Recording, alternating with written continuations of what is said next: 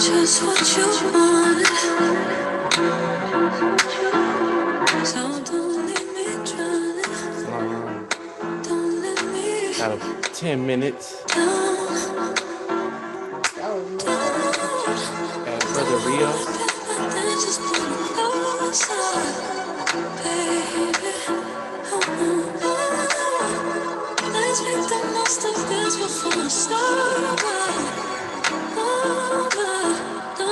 Time, don't wanna waste a feel. Like we can make it real. Don't wanna wait when you could be here with me. Silence, too busy reading minds. Already made it here. Don't overthink when you could be here with me.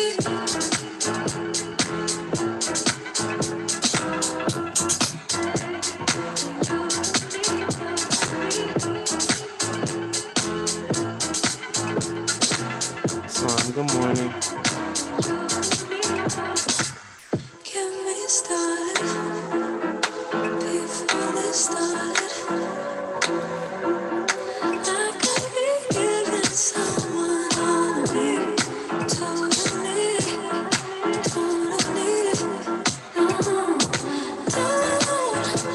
Don't hold it back like I just pull it closer, baby. Slow, gotta make the most of this before it's over. Time, don't wanna waste a feel. Like we can make it real. Don't wanna wait when you could be here with me. Silence, too busy reading minds. Already made it here.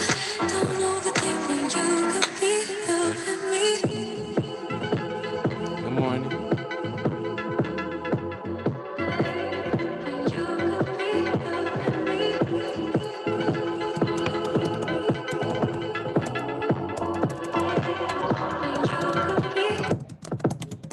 Play it safe in case I don't feel the same. Oh, end of the day.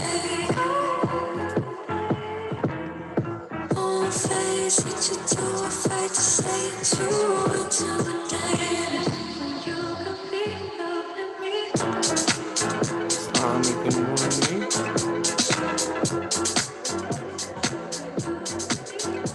Got about 6 more minutes left. 6 minutes.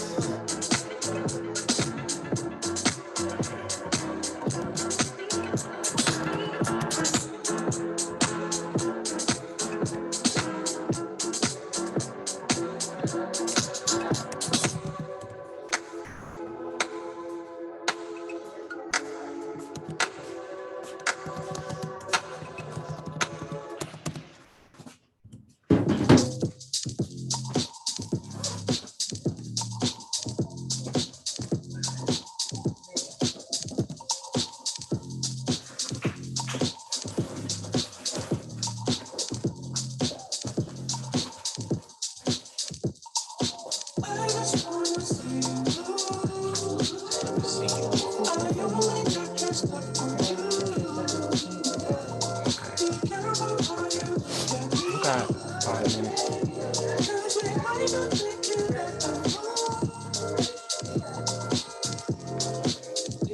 Slime, good morning. 4 more minutes left, and then we'll start our Sunday School for Children. Islamic, good morning. Welcome to class.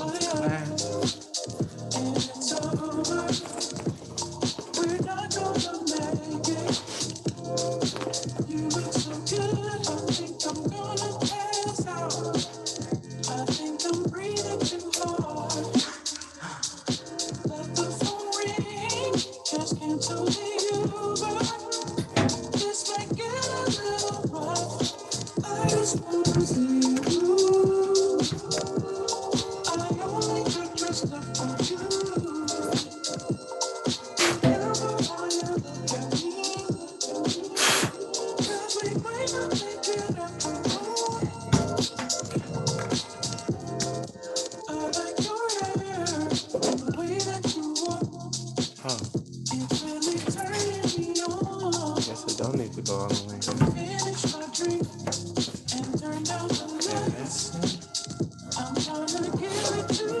3 minutes. 3 minutes.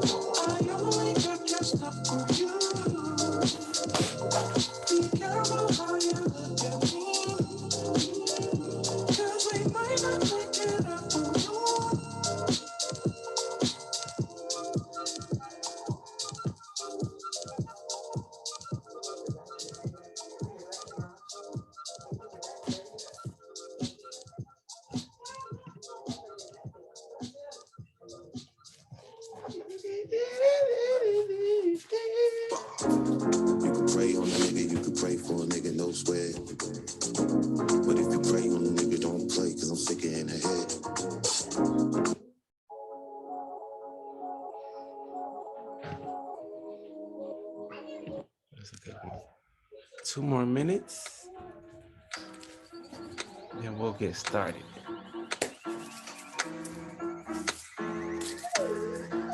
Good morning.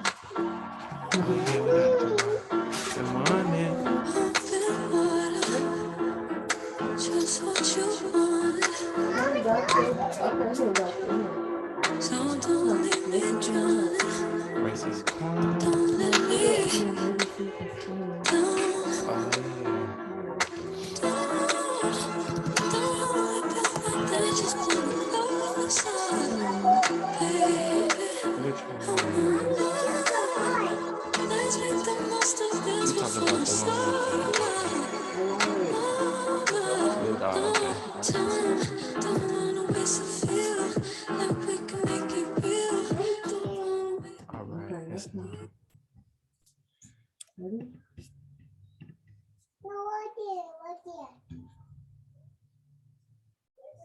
Oh, yeah, it sounds good. It sounds so good.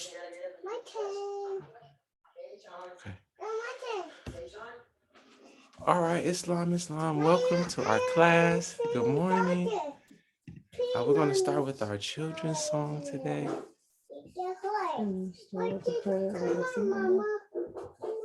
Or it's the prayer, the singing bowl. A few more people are coming in. Okay.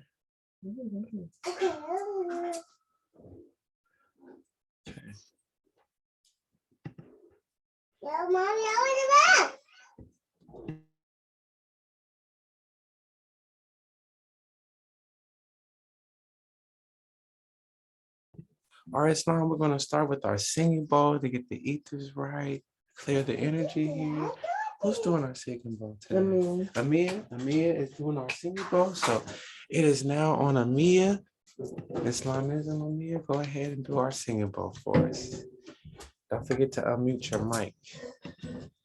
Islamism to everyone who's in. Good morning.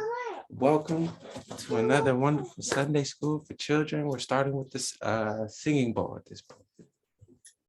Okay.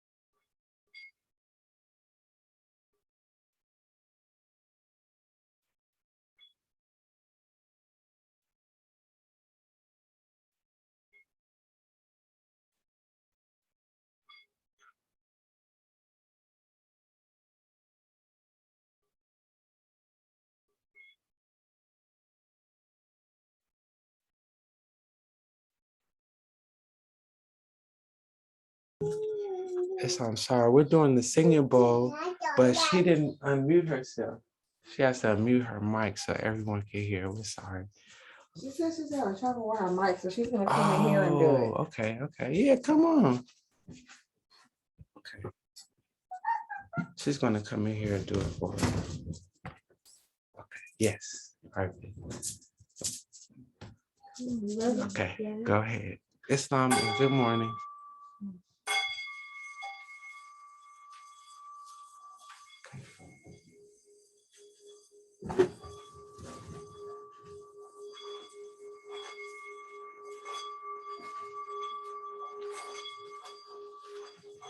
Islam.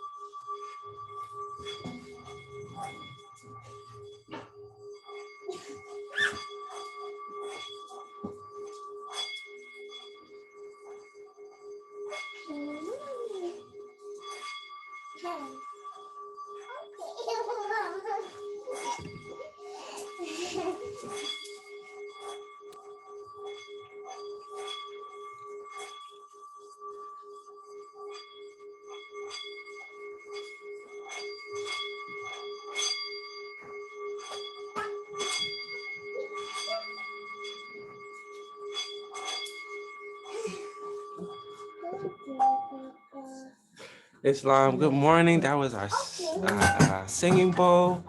We use the singing bowl to clear the ethers, to clear the energy. We as Moorish Americans know there's various levels to life and tones and vibrations and frequencies. Clear the energy. Gets rid of negativity. You can't have dark energy and light energy in the same building. Either there's dark or there's light. So when you bring the light, the dark disappears. It's just like turning the light on. It's simple. If you got negative energy around you, just turn on the light. You are the light, and you can find the light on different levels. You can click the light on, or you can hit a vibration. That's turning the light on. Gets the ethers clear, gets the energy bright. It's just various ways that we use the knowledge that the prophet gave us to make our lives better. We control the energy. As Moorish Americans, we can go into a hostile room and switch the whole energy in the whole building just by your energy. That's the power we have as Moorish Americans. We thank the prophet for that information. And what are we going to do? The prayer now? Yes, Cortez. Okay. We have our son, our wonderful son, Cortez Ward. He's going to do our Moorish American prayer. Brother Ward, are you ready for us? Yeah. Okay. He's going to go ahead and do the prayer. Hold on. Let me unpin myself. Okay. And then we're going to pin you. Hold on. Okay, there you go. All right, Cortez, it's on you. Anytime. Allah. Oh, I'm sorry. Let me set everyone up. Please put 2 fingers up on your right hand, 5 fingers up on your left hand. And then what you're going to do is repeat after Cortez the Moorish American prayer, okay? All right, here we go. Allah, Allah, Father of the universe, the Father of the universe, Father of love, the Father of love, truth, peace, freedom, and justice. Allah is my protector, Allah is my protector, my guide, and my salvation, by night and by day. Through his holy prophet, Noble Drew Ali. Amen. Thank you, Brother Cortez. Thank you. Ooh, we're excited. You see me smiling because JL is repeating the prayer also. And that's a blessing. I think that's really cool. But thank you, Cortez, for that.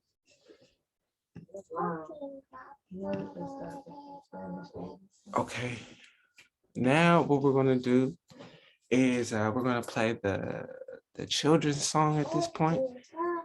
We've been talking about Spanish a lot, the power of Spanish, the importance of us learning Spanish. So we wanted to share with you one of the cool songs that we play for our children.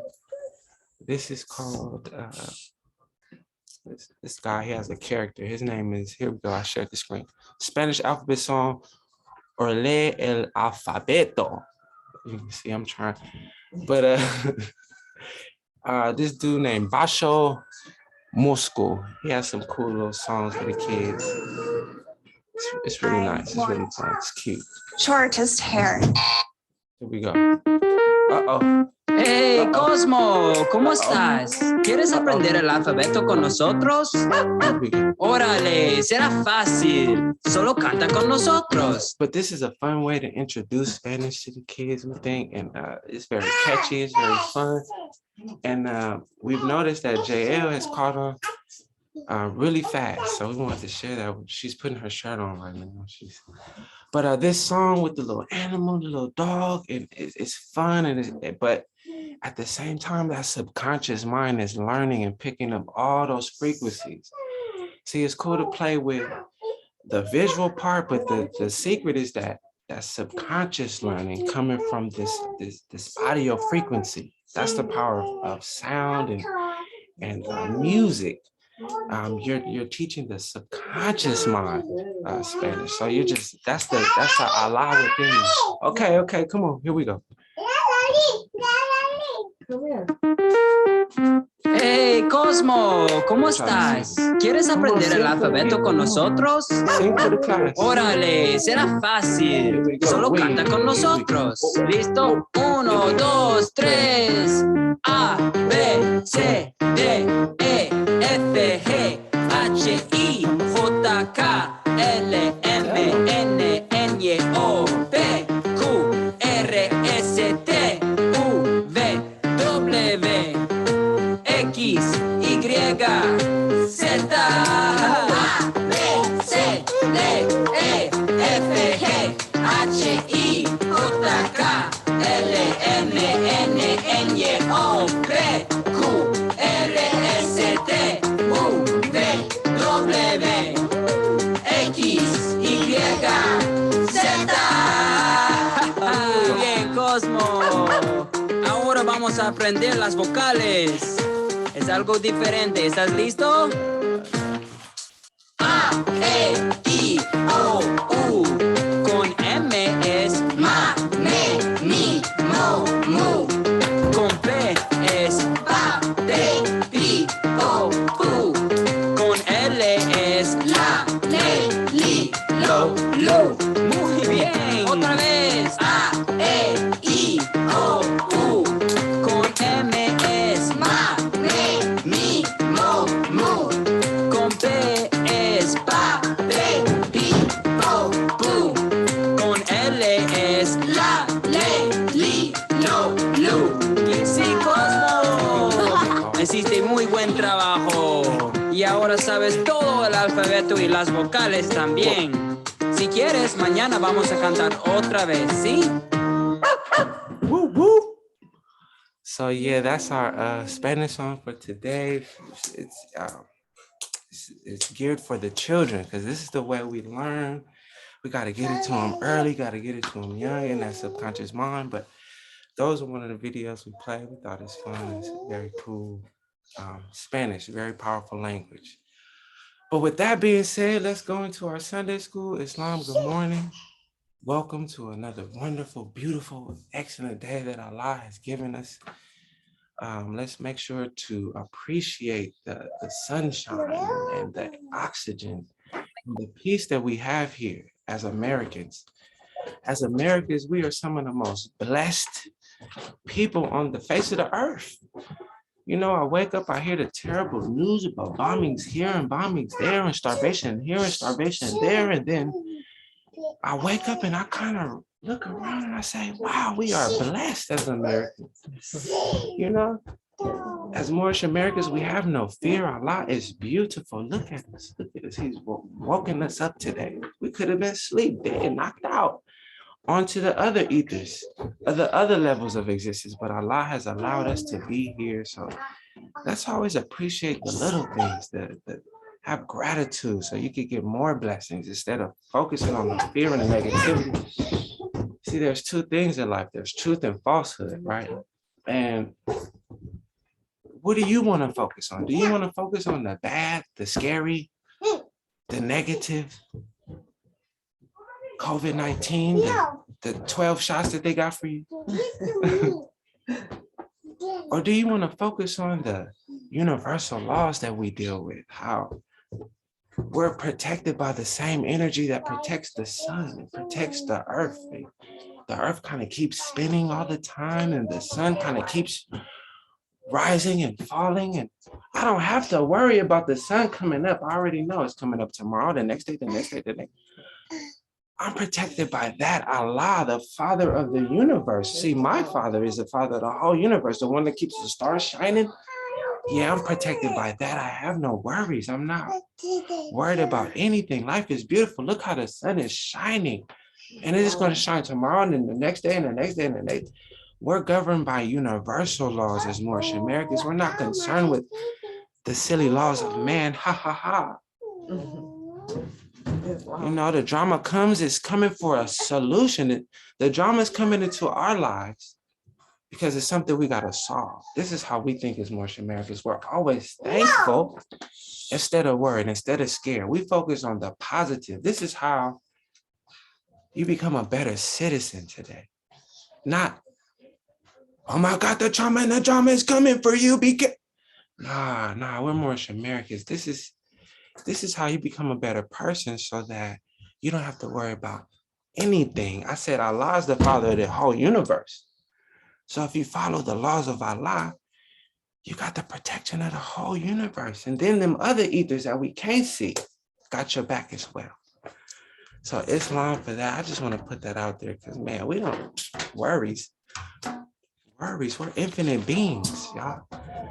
So with that being said, I wanted to start today by what is a Moorish American? All right, we're on that theme still.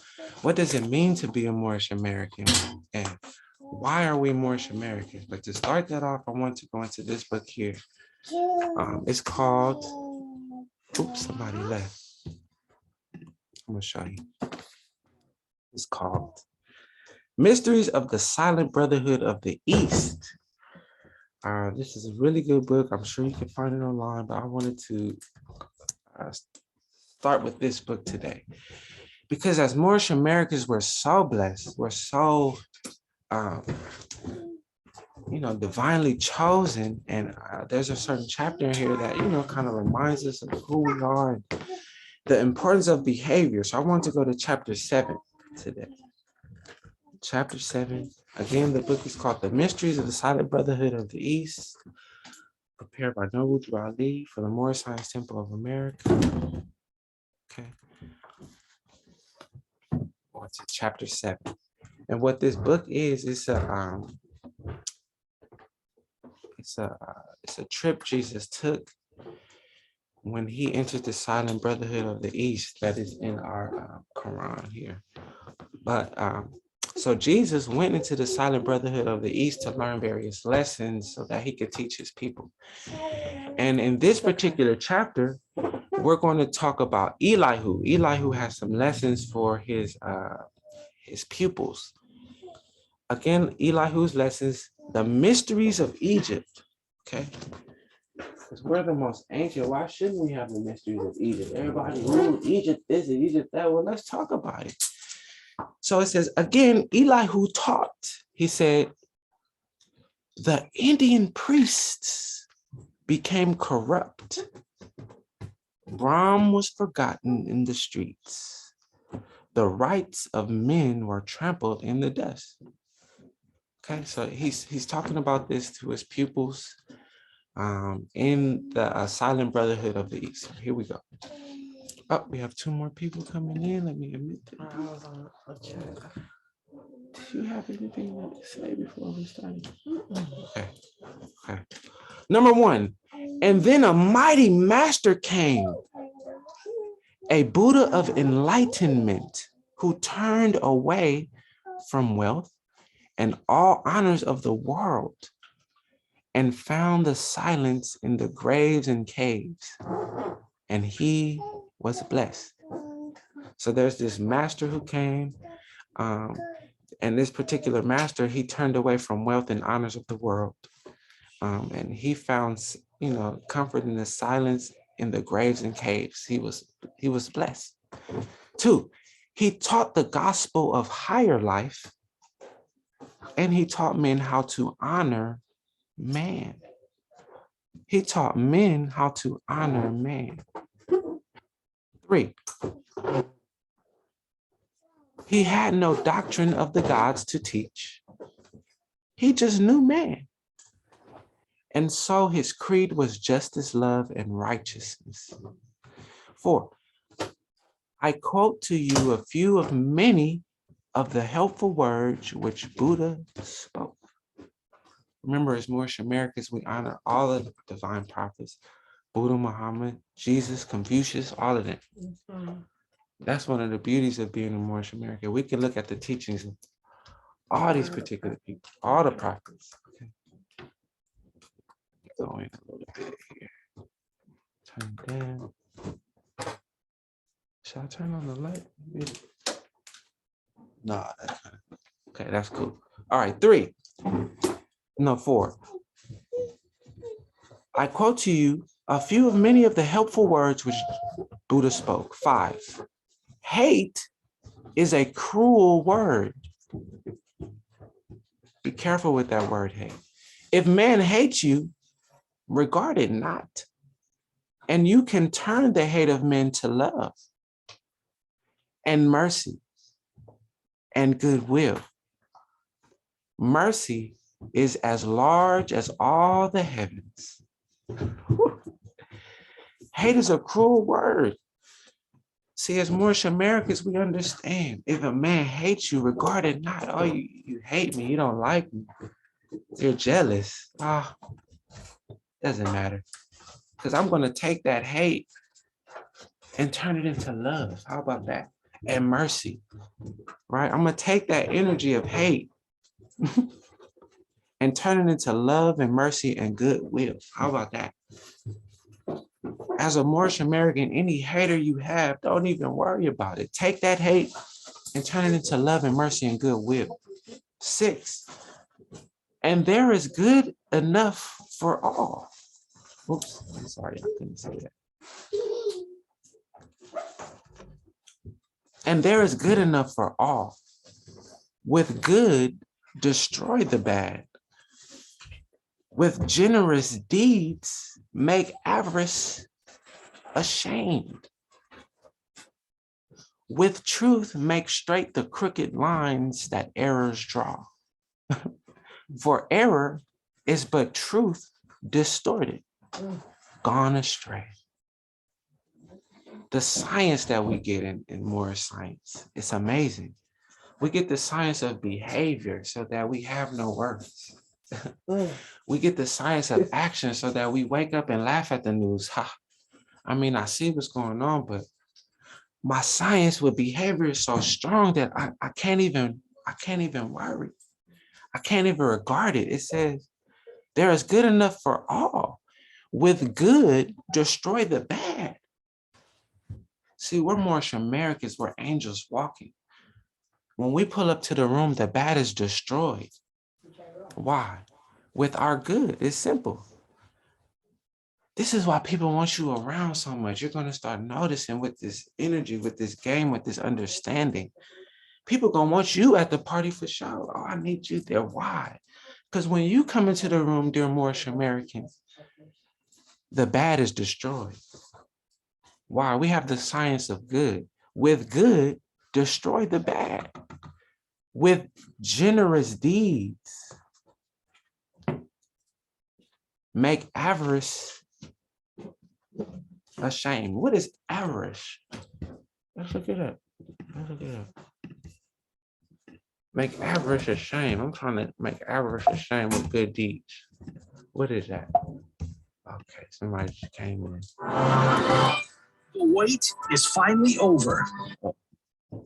Oh, they stopped sharing.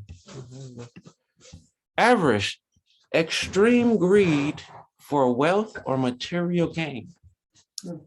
Extreme greed for wealth, material gain. Greed, cupidity. So make avarice ashamed with generous deeds. You're so generous, it would be impossible to be greedy. No one could say this person is greedy because of them generous deeds. This is how we destroy bad. Oh, these people are bad, it's negative around me. Maybe I need to bring the generous deeds around. What is a generous deed? It's so many. You can give someone a compliment. That's a generous deed. How about if you don't even want to contact them, hit them with a positive thought. Mastermind, Allah in man.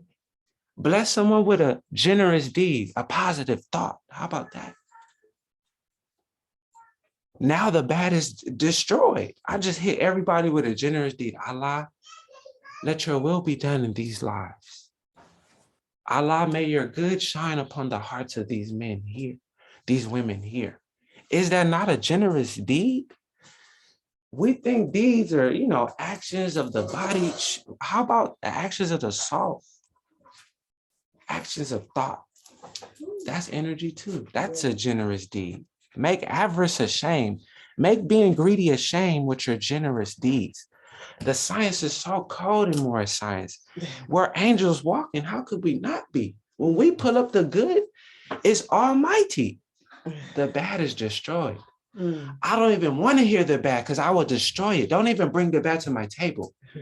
If you want the bad to live with your negativity, don't bring it to me because it's going to be destroyed. I'm going to hit you with some positive thoughts. You don't even know. You didn't even know. I didn't clear the negative before you brought it to my table. I seen you. Allah gave me the game of the, I'm sorry. It's just, this is how we can work. This is why it's best to just keep the negativity over there. Because we're going to bring the generous deeds. With truth, make straight the crooked lines that errors draw. For errors, but truth distorted. Oh, I hear it's coming, but the truth said time never was when man was not. That's the truth. Yes. And any drama that's coming, it's supposed to come, says Allah. He told me that I got the cherubim and the seraphim. Who's going to test my gangster? I'm just saying. It's funny when ones bring this. It's coming. It's coming. Well, it's supposed to come, says Allah. He already told me. He already told me in chapter 1 it was coming. But he said, man will never lose because them cherubim and them seraphim got your back. That's the truth. So with the truth, I'm knocking errors out the way. Stop it. You might as well stop it with the negativity. Over here with these Moorish Americans, 7. And pain will follow him who speaks or acts with evil thoughts. Pain. Some people are hurting. Their legs is aching in the morning. They hurting silently. Why? Because they got them evil thoughts. Them thoughts, them things we can't see, those deeds that we can't see, it's called evil thoughts. Evil thoughts leads to pain. So you might want to stop hating or that pain gonna keep coming. You're gonna have swellings there. And then you see people, dang, what happened to you? Oh, you're hating. You got evil thoughts. Oh my God, what's going on? It was a tornado. Man, they might want to start thinking correctly or the drama gonna keep coming. Notice the drama don't come to LA, the land of the angels. They always say it's the earthquakes coming. We got to keep them positive thoughts going to correct those ethers. It's called evil thoughts that bring the pain. Some people are in pain. Oh, that sucks. They might not have them secret lessons that we have as Moorish Americans. Let's go. Evil thoughts, that's the pain. And does the will the foot of him who draws the cart? Oh, pain will follow an evil thought, just like the wheels will follow the feet of the person that's pulling them wheels. It's guaranteed. If I'm pulling a cart, is it not going to follow me? Yes. So if I'm committing evil thoughts, is pain not going to come? Yes. Of course, people are going through it today. I don't even care really, because I already know the cause. It's evil thoughts. It's a lack of good deeds that's bringing the drama in people's lives. So I don't even really, I mean, it's happening, this negativity, but I don't even need it because I already got the solution. The solution is you might want to hit somebody with some positivity. 8, he is the greater man who conquers self than he who kills 1,000 men in war. We got the generals, got the big houses, the big cribs. They got houses all over. They got lakes in their backyard. Them generals is doing it. Them men's of war, they didn't pop a few heads. But the man is greater who conquers himself, though. I saw you conquered Afghanistan, but did you conquer yourself? Huh? You running through them countries over there, America, but did you conquer yourself, though? The government gonna give them soldiers that how many heads you pop, that's how many golden triangle arms you about to get, right? The more people you kill, the more power, greater. You come back to America, they praise your name, they honor you, they clap, they worship you as if you're rich. But Allah said, the greater man is the one who conquered himself, though. That was a harder task. It's harder to conquer yourself than to beat up 1,000 men. 9, he is the noble man who is himself what he believes that other men should be. Oh, you think they should stop being a hater? Well, did you stop hating? He is the nobleman. 10, return to him who does you wrong, your purest love. Ooh. Can you do it? That's a Moorish American. Return to him who does you wrong, your purest love, and he will cease from doing wrong. That's how you control the game. Oh, you want them to stop being wrong? How do you do it? Hit them with some love, though. That pure love. Oh, you did me. You stabbed me in the back. I see the knife is right there, sticking out. But I'm an angel. I don't feel it. You know, them cherubim and them seraphim got me. But you see the knife, though? The knife is poking out. But guess what?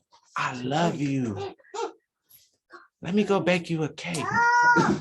Let me go bless your children. Let me hit them with some positive love. And guess what? They will cease from doing wrong. Come on.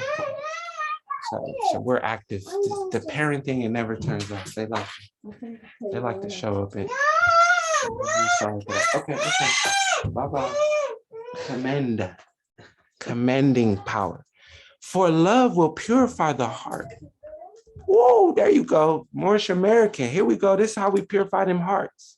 Them haters, them ones that do us wrong.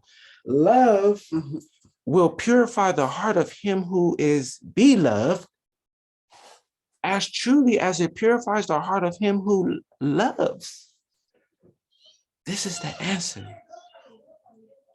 To get someone to stop being a hater, you got to stop with hating me. Here, let me hit you with some love. And now love is what's going to switch up their ethers. It's going to purify them and you. How powerful is that? How amazing is that? Too many times, you blew us up, we're going to blow you up. It's like, no, we got to fix that. It got to be someone who is the master. The master has to show up and say, all right, you blew me up, but watch this. I'm going to anoint you. And then that anointing is going to purify them and you from the hurt, from the pain of being done wrong. Isn't that amazing? Wow. 11. The words of Buddha are recorded in the Indian sacred books. Attended them, for they are part of the instructions of the holy breath. Just like instructions from Jesus is the holy breath. All of these prophets come from the one Allah, who instructs men through the holy breath. Is this not holy breath? How to combat evil thoughts. Let's keep going. The land of Egypt is the land of secret things. The mysteries of the sages lie lockbound in our temples and shrines. The masters of all times and climes come here to learn. And when your sons have grown to manhood, they will finish all their studies in Egyptian schools. But I have said enough. Tomorrow at the rising of the sun, we meet again. Someone's coming in. But this is amazing how, in Moorish science and in the temple, we learned, thank you for that, praise Allah. In the temple, we learned the coldest game. We learn how to behave. We learn how to combat negative thoughts. We learn how to handle things when we find out, someone hates me, or someone is jealous of me, or someone is negative. All we have to do is allow love and mercy and goodwill to take over. And this changes things. This turns your enemy into your friend. Okay? You see someone in pain, you say, maybe you should stop hating because you're in pain right now. Look at you, you're hurting. You're going through something. Maybe it might not be physical pain, it might be emotional pain, it might be I don't know, mental pain, right? But it's like, look, you got to control those evil thoughts. This is why the news is so powerful, because the news, if you notice, The news constantly focuses on the negative. The negative. Watch the news and see how many positive things they talk about. And why is that? Why is it so negative? This happened and that's happening and this is happening and oh my God, that's happening and somebody got killed over here yesterday and somebody, this is the news, right? But what the news is doing, see the news, they're masterminds of evil. These are these are demons in disguise who know Allah, who know the laws of the game. They know that with evil thoughts bring pain. So the news is designed to hit you constantly with negative information. It's never, hey y'all, this is how you win $1 million and have a successful life in the future. Hey, news, here's a 2-year-old who's fully fluent in Spanish. Wow. Hey, you guys, this is how you buy your first home. Go to this seminar and this. And this is how you and your posterity will live successfully forever. Though the news is somebody died over here today and they're coming with this and your mind is going to be controlled. But why? Why is the news always focused on the negative? Why? Because the game says with evil thoughts come pain. So if I feed your subconscious mind, remember we talked about the subconscious and this audio that penetrates the subconscious. So when you're watching that news and this happened and that happened and somebody blew up over here and somebody blew up over there and 1,000 people drowned over there and oh my God, life is terrible. Ah, the world is ending. The world, they're coming. Ah, prepare. Why? Because now you're focused with evil thoughts. It's evil thinking to think it's coming for you or life is coming because Allah said time never was when man was not. That's the truth. But you over here thinking falsehood. You're thinking it's coming. You're thinking your time is going to end. That's an evil thought. Why is it an evil thought? Because it's not the truth. Is it the truth? It's not the truth, therefore it's an evil thought, and evil thoughts bring pain to your life. So while you're focused on them coming for you and they died over there and I need to prepare for this, I need to know what's going on, well, you're committing sin. You're filling your ethers and your various levels of existence with negative thinking, with evil thoughts, and with these evil thoughts come pain. Just like if I'm pulling a cart, the cart is going to come behind me. The news is filling you with evil thoughts to keep you low, to keep you down, to keep you black, to keep you worried, to keep you off the truth of Allah. Allah said, I'm the father of the universe, the father of love, truth, peace, freedom, and justice. Allah is my protector, my God, and my salvation by night and by day. Allah got me. At what time am I worried about anything? For me to be worried is an evil thought. And the laws of the universe say evil thoughts bring pain, suffering, misery, hate. This is why I'm so adamant about we don't need the negativity. We don't need that because that's only keeping us low, keeping us focused on Allah. Make the sun shine today. Why don't that be on the news? Breaking news, the sun is still shining. Praise Allah. Why? It's never breaking news. There's 18.94 billion people still breathing today. Allah is good. Why? Why is that never? It's always, oh my God, breaking news. 22 people were killed and 39,000 people drowned. And oh my God, there's a dead shark over here. And oh my God, 100 people was flooded out last night. But what does that do? Not only can I not help these people that are drowning and suffering in this terrible flood and this terrible storm when it was 50 tornadoes. I don't need to know about the 50 tornadoes. Allah is good. I don't need to know about the 50 tornadoes. There's nothing I can do. I can send them a positive thought. That's it. But I rather focus on the beauty that Allah has brought to my life and my family's life, rather than worry about who died yesterday. We die all the time. Death is not an enemy to man. Maybe they needed to go. Death is not an enemy to man. I know the game. This is the truth. So the news is designed to bring you pain, to keep you low, to keep you worried. Why? Evil thoughts bring pain, y'all. Evil thoughts is thinking falsehood. Let's focus on the positives, the good behavior. How did you treat your enemies yesterday? How about that? You know, let's bring good into our life. What does it say?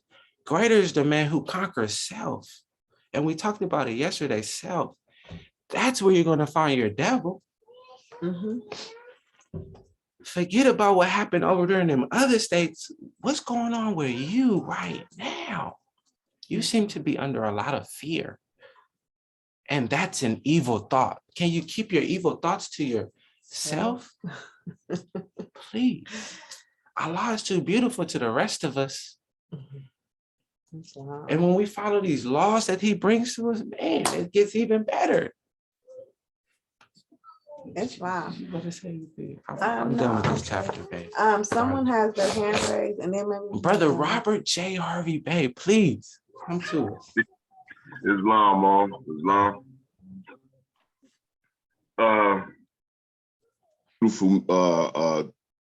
A beautiful chapter, Brother Joel, as always. Yeah, it is. You know, you said so yourself earlier when you began the chapter. I don't have that book on the secret mysteries. I gotta get that because that's you can get it online, Amazon, eBay. So when you ask that question about, you know, why does the news project the negativity, you got to remember the conqueror. He's never going to give those who he's conquered a way out of their servitude of him. Because again, if you allow a person to think, and that's what they do, they distract us with all these different distractions. Yes, sir. They use all these different distractions to pull you off your square, because when you think you defeated one, then guess what? They bombard you again with so many more. And then as you stated, right? You know, we change the ethers once we enter whatever venue, room, however. Once we arise, we've changed the venue, period. So understanding who we are, what we are, and the powers that we possess, we need to utilize that for a better being. Just like you said with your enemy. And it got me, because I was thinking about something earlier before I rose this morning. It was like during the dark hours. However, as we say, Allah is our salvation by night and by day. So you have to look at it. I'm not just using it as the daytime. I mean, the nighttime is the dark, but the dark is when we don't know. He still was your salvation. Islam. So when your enemy does something against you, like you said, you change that, you put that positive energy in them, and you learn it to be a better self. Because guess what? That lesson that you've given him, you've learned again yourself to be a better man, a better woman. You see what I'm saying? Yes. This is how we change all of those negative vibes, those negative ethers, and bringing that negativity upon. Once that thought comes, thought is the cause of it all. So what you do, you cut that thought before it even has a chance to manifest. Because again, the finite mind cannot comprehend anything infinite. So we change that. We come to that meeting, because earlier I was like, no, I got to get up because I need my brother and my sister to inspire me. Because I need that fuel, that feed. Y'all inspire us too, though. It's like they said, it goes both ways. Yes, sir. Yes, sir. With that, I like to feeling the same way, but Islam, isn't that amazing? And and they don't teach us that on news. Why don't they put this on news? Hey, y'all, breaking news. If man honors man, he honors Allah. Why don't they give us that? I would think that's some breaking news, right? Yes, I would like to highlight for the children. Sometimes they get upset and they might say things. You might say things out of anger. Yes. Before that thought even processes in your brain, stop it. That's what he's saying. Stop that evil thought. Stop that, because what you're going to get back in return is pain, right? From what you said or what you did out of anger. Guaranteed. You know, the children, they always fight. And then sometimes they say the wrong thing. I'm like, oh, God gonna get you. You shouldn't have said that. So it's important to stop that thought. I wanted to highlight that for the children. Before you get upset and let the anger get to you, you stop that thought, because before it manifests, you're gonna get yourself in trouble. You're gonna get yourself within yourself, because you're gonna feel bad about saying that about your sibling or some, whatever it is, whatever it may be. But I wanted to highlight that. I thought that was really important. Stop that from even manifesting. This is how you grow. You control things. It said it's harder to conquer 1,000 men than to conquer your oneself. It's easy. It's easier. It's easier to kill 1,000 men in war. And it is. Than to conquer yourself. Brother Richardson, please. Brother Richardson about to come, y'all. He about to. How y'all doing? Islam. Both of these brothers do. Brother, I just want to, and Sister Lopez Bey, I just want to thank you both. Yes. Islam. This day on the vibration, changing the vibration. Now look here, I know that's easier said than done for many of them, but check it. I think the key is operating, with presence of mind and being fortified in this one thought that you already highlighted. The Quran, time never was when man was not. Time never was when man was not. Right there cancels so many fears that they want to perpetuate on our mind, because fear is the only thing that shuts down the attributes of Allah from fully manifesting. They say it shuts down melanin, it shuts down every faculty that is released within our being that causes us to manifest those attributes. Fear. So, yes, and according to other records, perfect love casts out fear. Ooh, perfect love casts out fear. This is true. Love, Islam. Are you there? Okay, I'm sorry. I didn't want to interrupt. Islam, I yield the floor. Islam, but that's true. Like you said, perfect love gets rid of fear. It gets rid of hate. You know what I'm saying? That's the power we have. When we come into the building, it's the love we're radiating. Yes. That switches all the hateful ethers. This is why we can go to anywhere, the world is yours, Moorish America. You can go to the darkest hood, you can go to the richest, whatever. And each venue loves your energy. Why?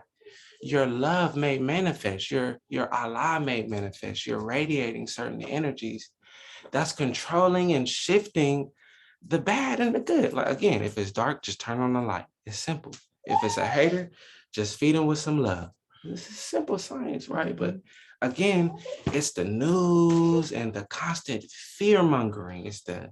That's what I feel it is. It's like, what is the point of telling me how many people died over here if there's literally nothing I can do about it? I could send them some money maybe, but that's not going to fix their situation. Allah has put them through something that they must solve for themselves. I think it's liberating too, to be like, am I bad for feeling like I don't care about what's going on in the world? Not necessarily. You do care about what's going on in the world, but you care about the positive things that are going on in the world. The negative things, it's just a part of nature as well. Yes. It's part of nature, and there's various laws that go with that and cause that. JL, yes. Oh, thank you. Okay, shall we go into our Holy Quran of the Moorish Science Temple of America too?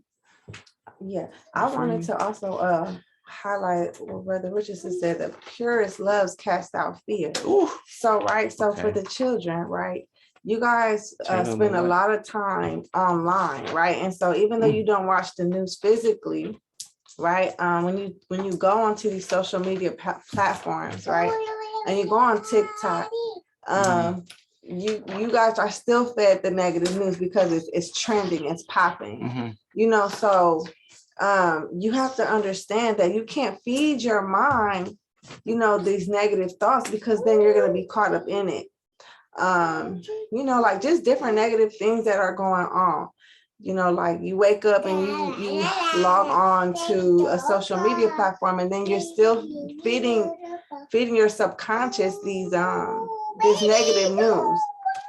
So in order to conquer the fear and all the negativity, you have to have pure love for everybody, right? So that this stuff doesn't allow you to focus on it, so that way you're not scared. You know what I'm saying? Like people were saying about things that are going on in LA. I feel like LA has always been, kind of dangerous. We're LA, like there's people of all different races, and we have these different lower class communities, right, that we all a part of, that have gangs and violence. And so the murder is endless here. We could be driving to the store, somebody be dead on the corner, that's not going to stop us from going to the store. We still have to provide and do what we need to do. Yes, it's a lot, but you have to worry about, okay, well, if I'm a pure person and I got a lot in my cherubim and seraphim, then there's nothing I need to worry about. My love is pure. So all I need to look for is that pure love that's coming back for me or coming back towards me, because I'm a pure person. And it's hard to be, especially when you're a child and you have all this stuff feeding you, all this negativity, right? And you're constantly feeding your brain, the game. Like my oldest son, he's really into Fortnite. And on there, they're just shooting everybody up. And so sometimes he focuses on, death too much. And I'm just like, son, get off of that game, because that's all you thinking about. You know what I'm saying? You'll have a bad dream about, oh, somebody was chasing me. Well, what have you been feeding yourself? I know what I'm feeding you. I'm feeding you the Quran every day. We talk about nothing but positivity. We're always positive. We're always busy. We're always doing something. We're here, we're there. And yes, we like to keep stuff current, because our children bring it to us. Like, yesterday, somebody named Draco was murdered here in Los Angeles. He's from Los Angeles. He was murdered here. He's some rapper. And we tell our children all the time, please don't be no rappers. Their lifespan is very short and they all die for some reason, right? And I'm not trying to not tell my children don't be involved with music, because rapping is a part of music, okay? And it's a part of our culture. But they talk about what? Evil thoughts, right? When they're rapping, they're not talking about Allah, or they're not rapping about the good in the world, right? They're rapping about what? About sex, violence, drugs. So like the book said, you think evil thoughts and then pain will come. So right now, Draco, whatever the boy name was, because he's deceased now, his family is going through a lot of pain because they just lost someone that they thought was doing so well, right? He was a rapper. And he got stabbed last night at some concert. And it's like, well, you're a rapper, that's kind of what they go through. And so I kind of tell my kids, like, well, his lifestyle wasn't too good. And it tells you think evil thoughts, pain will surely follow. So what happened to Draco? Draco was rapping dirty thoughts, and pain obviously followed. And so we have to, be smart about what we feed our subconscious mind, because even though you, right, say, like me, I'm not a Draco fan. I don't even know who he was. I didn't even know. Like, I don't know, not one song. I tried to look him up. I have no idea. There's so many rappers. But, Draco obviously was not given pure love. He had a platform to use, and he used it for what? For evil thoughts. So pain surely followed him, right? So this is good. This is good that, that we get to incorporate, this fear mongering, and then we get to sit it down with our words and our secret lessons. This is why it's so important to stay on your square as Moorish Americans, especially the children, because they feeding y'all more than they feed us. See, we have a little more control on what we're going to think about, what thoughts we're going to let fester. You, on the other hand, you a child. So you kind of, a little naive to society, right? So, waking up with that news is kind of like, oh, and then we're in LA, so it's kind of like, oh, and then he's a rapper, and then it's just like, nah, what was Draco doing to cause this? Oh, come on now, we got the science. We know what happened. Something happened. Draco wasn't giving that pure love. He wasn't thinking pure thoughts. He wasn't thinking that. He was thinking what it say? Evil thoughts. Evil thoughts. Ooh, so I just want to tie that He in. didn't conquer himself. But it also says, hate is a cruel word. Mm-hmm. If a man hates you, regard it not, y'all. That's the game. Right. Oh, you hate me, doesn't matter. And you can turn the hate of men to love and mercy and goodwill. How? Then it says here, with good, destroy the bad. With generous deeds, make avarice a shame. So we got to remember, this is more game with generous deeds, you guys. We can control other people. This is called, now we're magicians at this point. We can control others. Wow. No, I mean, you see, it's not even as magical as they seem. It's just being a good person.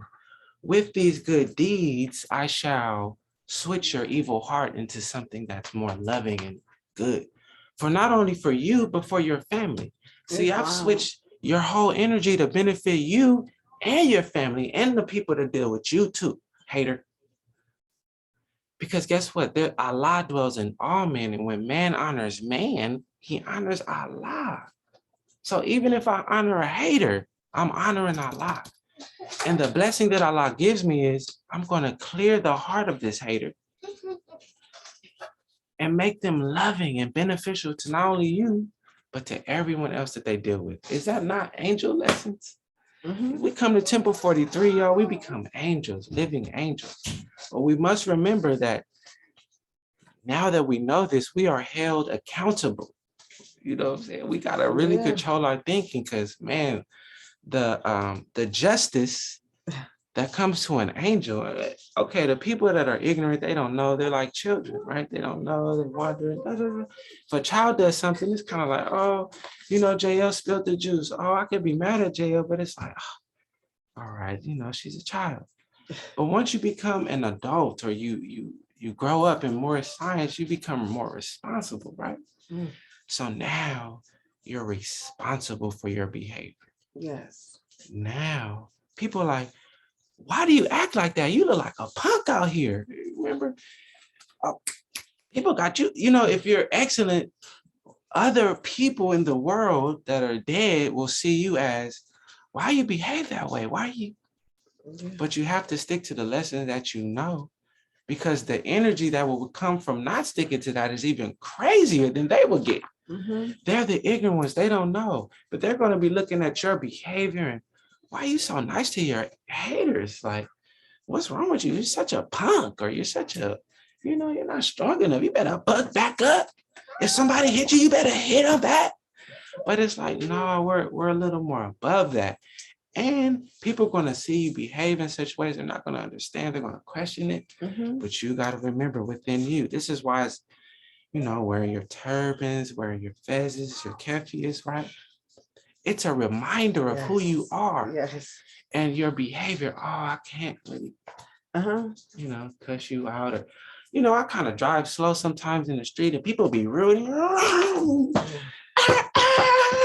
you know, you be wanting to, you know, kind of give that energy back and be mad, but you got to kind of, and driving past. Well, at least my family's safe, you know, my babies and my children.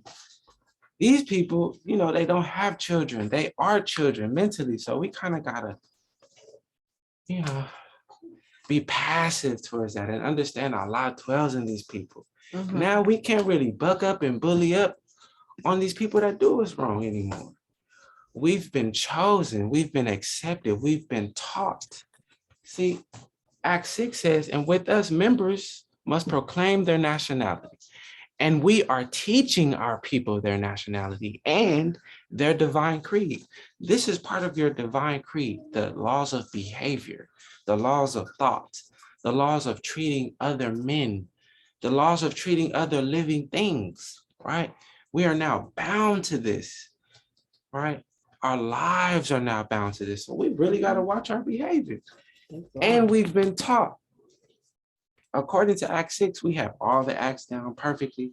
We've been taught as Moorish Americans, all members, must proclaim their nationality, and we are teaching. As you proclaim, now we get to teach you and wake you up to the laws that are guarding your life. We are now protected by Allah, the father of the whole universe. So he protects Mars, Jupiter, Saturn, all them planets. Allah's the controller of that. But guess what? He is also the governor and the protector of your life, Moorish American. Wow. The same being who controls Jupiter is controlling your life. At what time are you afraid? Maybe you're afraid because you forgot. Sometimes we forget out in this world, we become black again, and we forget who our protector is. Who, if we woke up in the morning, we said our Moorish American prayer, that should be the first reminder. As soon as you wake up, Allah, Father, the universe, Father, love, true peace, freedom, justice, Allah, my protector, by God, and my salvation. There's only problem, no life. I mean, or Juali. I mean, right? It's a reminder. Oh my God, Allah got me. All I have to do is control my thinking, control my behavior with his beings, and control my actions. And Allah will take care of the rest for me. Wow. That's it. I think we forget the science that we have. We forget, and this is why Sunday school is very important for us, especially for the children, to remind you of the simple things. Mm-hmm. This is the simple class. We remind you, control your behavior. Yeah, you're with the judge and you got your name changed, but watch out. There's certain ethers on you that you can't see. Be careful. What man does to man, he does to Allah. Mr. Bey, Mrs. L, Mrs. Bey. Oh, you thought you just joined the organization? No, you put universal energy onto your being. Wow. We can't explain all of this to you, but when you're proclaiming your nationality, you're placing universal laws into action in your life. This is why it's imperative to read your Qurans and to remember and to teach. We have to teach you that these beings and these ethers are governing your behavior in your life. Okay. So we want to, be careful, watch out. Yeah, we get, in our other classes, we take you up. Woo! We are internationally protected persons. We are part of a religious corporation. But guess what? What about you though? What are you thinking? How is your behavior? What are you going to do when that person hates on you today? What are you going to do when you see your enemies or that neighbor you don't like? What are you going to do now, Moorish American, with that new identification? You're still cussing people out on Instagram and on Facebook, and you're still going to the club turning up. Wait, hold on. There's various ethers that come with it. This is not a game, y'all. This is serious. This is a prophet. We put Allah, the father of the universe, in control. This is what we did when you proclaim your nationality, you put Allah in control. You better know the laws of Allah to stay in compliance. Because we have great power. But with great power comes great responsibility. That's some Spider-Man stuff. Superhero. Right. Before we go, I want to read through the chapter of religion real quick, just so we know who Allah is. I don't think we read through this chapter enough. And then we'll open it up for questions, and then we'll get out of here. Enjoy our beautiful day that Allah has granted us. Yes, there's drama and there's problems, and guess what? It's always going to be drama and problems. But here in Temple 43, we like to work, focus on the great things, the things of Allah. So what I wanted to do before we go, I loved reading out of this pamphlet here. It's called the Holy Quran of the Moorish Science Temple of America. It was divinely prepared, right? It was divinely prepared by our prophet, Noble Drew Ali, right? And when we say prepared, it is a pamphlet. It is a combination of various works, right? One of the works is Unto Thee I Grant. Unto Thee I Grant. I think I have that, but I want to show y'all. Unto thee I grant. A lot of people don't talk about it either, but the prophet, it says divinely prepared. We say what is this? What is this? It's a picture. Okay. We say divinely prepared for a reason. Why? Unto. Ooh. Here we go, y'all. We're gonna show y'all where he got these works from. Unto thee I grant PDF. It's the truth temple here. Where is that? Is it this one? Yes. Yeah. So here's the work. Unto thee I grant the economy of life. This is what the prophet was reading out of, where he got his inspiration. 48. These are it was redone. Mm-hmm. Supreme Grand Lodge of the Ancient and Mystic Orient, Rosicrucian. Okay. So back in the slave times where all of our people were dead and enslaved and mentally gone, this is what the prophet was reading from. But if you can find this book online, obviously, like I did, right? But you got various chapters that you'll kind of notice from our book. Here we go. Bow down your heads upon the dust, O ye inhabitants of earth. Be silent and receive with reverence these instructions from on high. You can see the language is kind of similar. Here we go. Commune with thyself, O man, and consider wherefore thou wert made. Contemplate thy powers, contemplate thy wants and thy connections. So shalt thou discover the duties of life and be directed in all ways. Okay, this is modesty. Who art thou, O man, that presume? You can see the language comes from here. A lot of the chapters come from here. Prudence, right? A lot of the chapters in our pamphlet, fortitude. So if you really love this book and you want to read more, I would suggest checking out Unto Thee I Grant. But you can see where our divine prophet was reading out of at the time where our people couldn't read. Our prophet was reading from the highest forms of literature and brought it to his people that was coming out of slavery and being Negroes and Christians. So just right there, it shows the divinity of our prophet. Wow, you were tied into some things that were amazing. But what we're going to do is talk about religion. This is chapter 1, 2, 3, 35. Okay, chapter 35, Holy Instructions from the Prophet Religion. Let's talk about this Allah that we praise, that is in control of our lives. Who is Allah? Let's talk about it. There is but one Allah, just one, uno, the author, the creator, the governor of the world,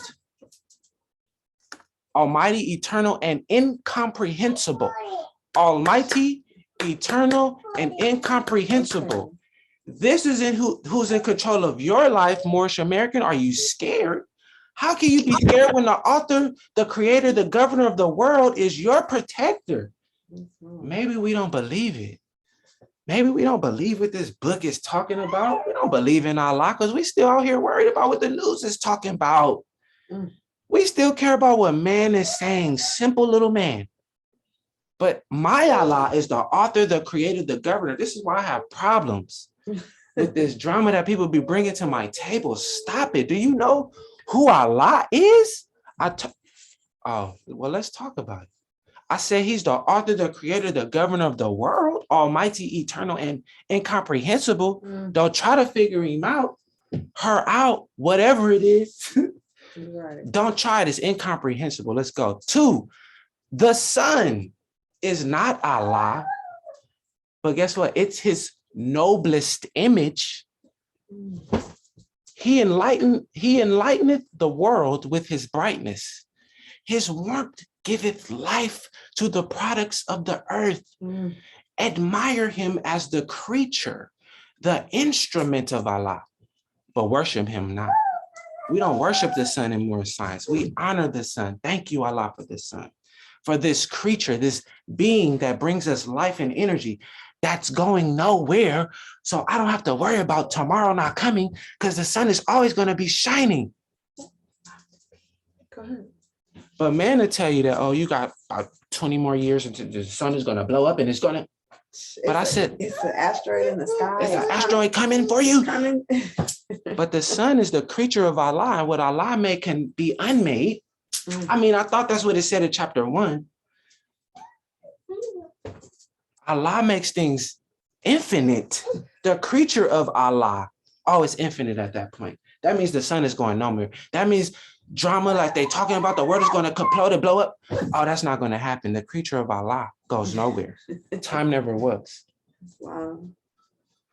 Worship the sun not. 3, to the one who is supreme, most wise, and beneficent. Beneficent means just doing good for no reason.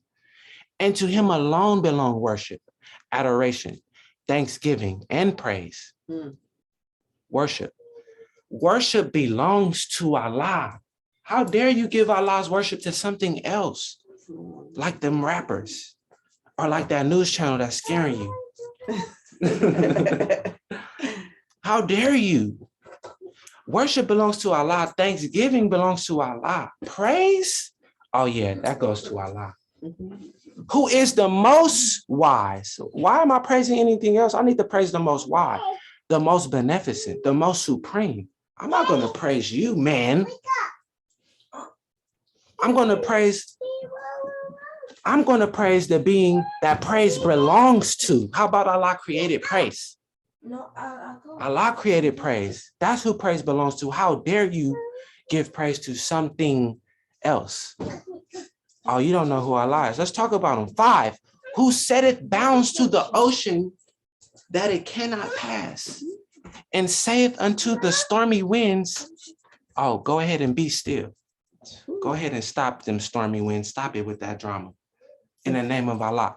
How about the beach? I always talk to my children and my wife.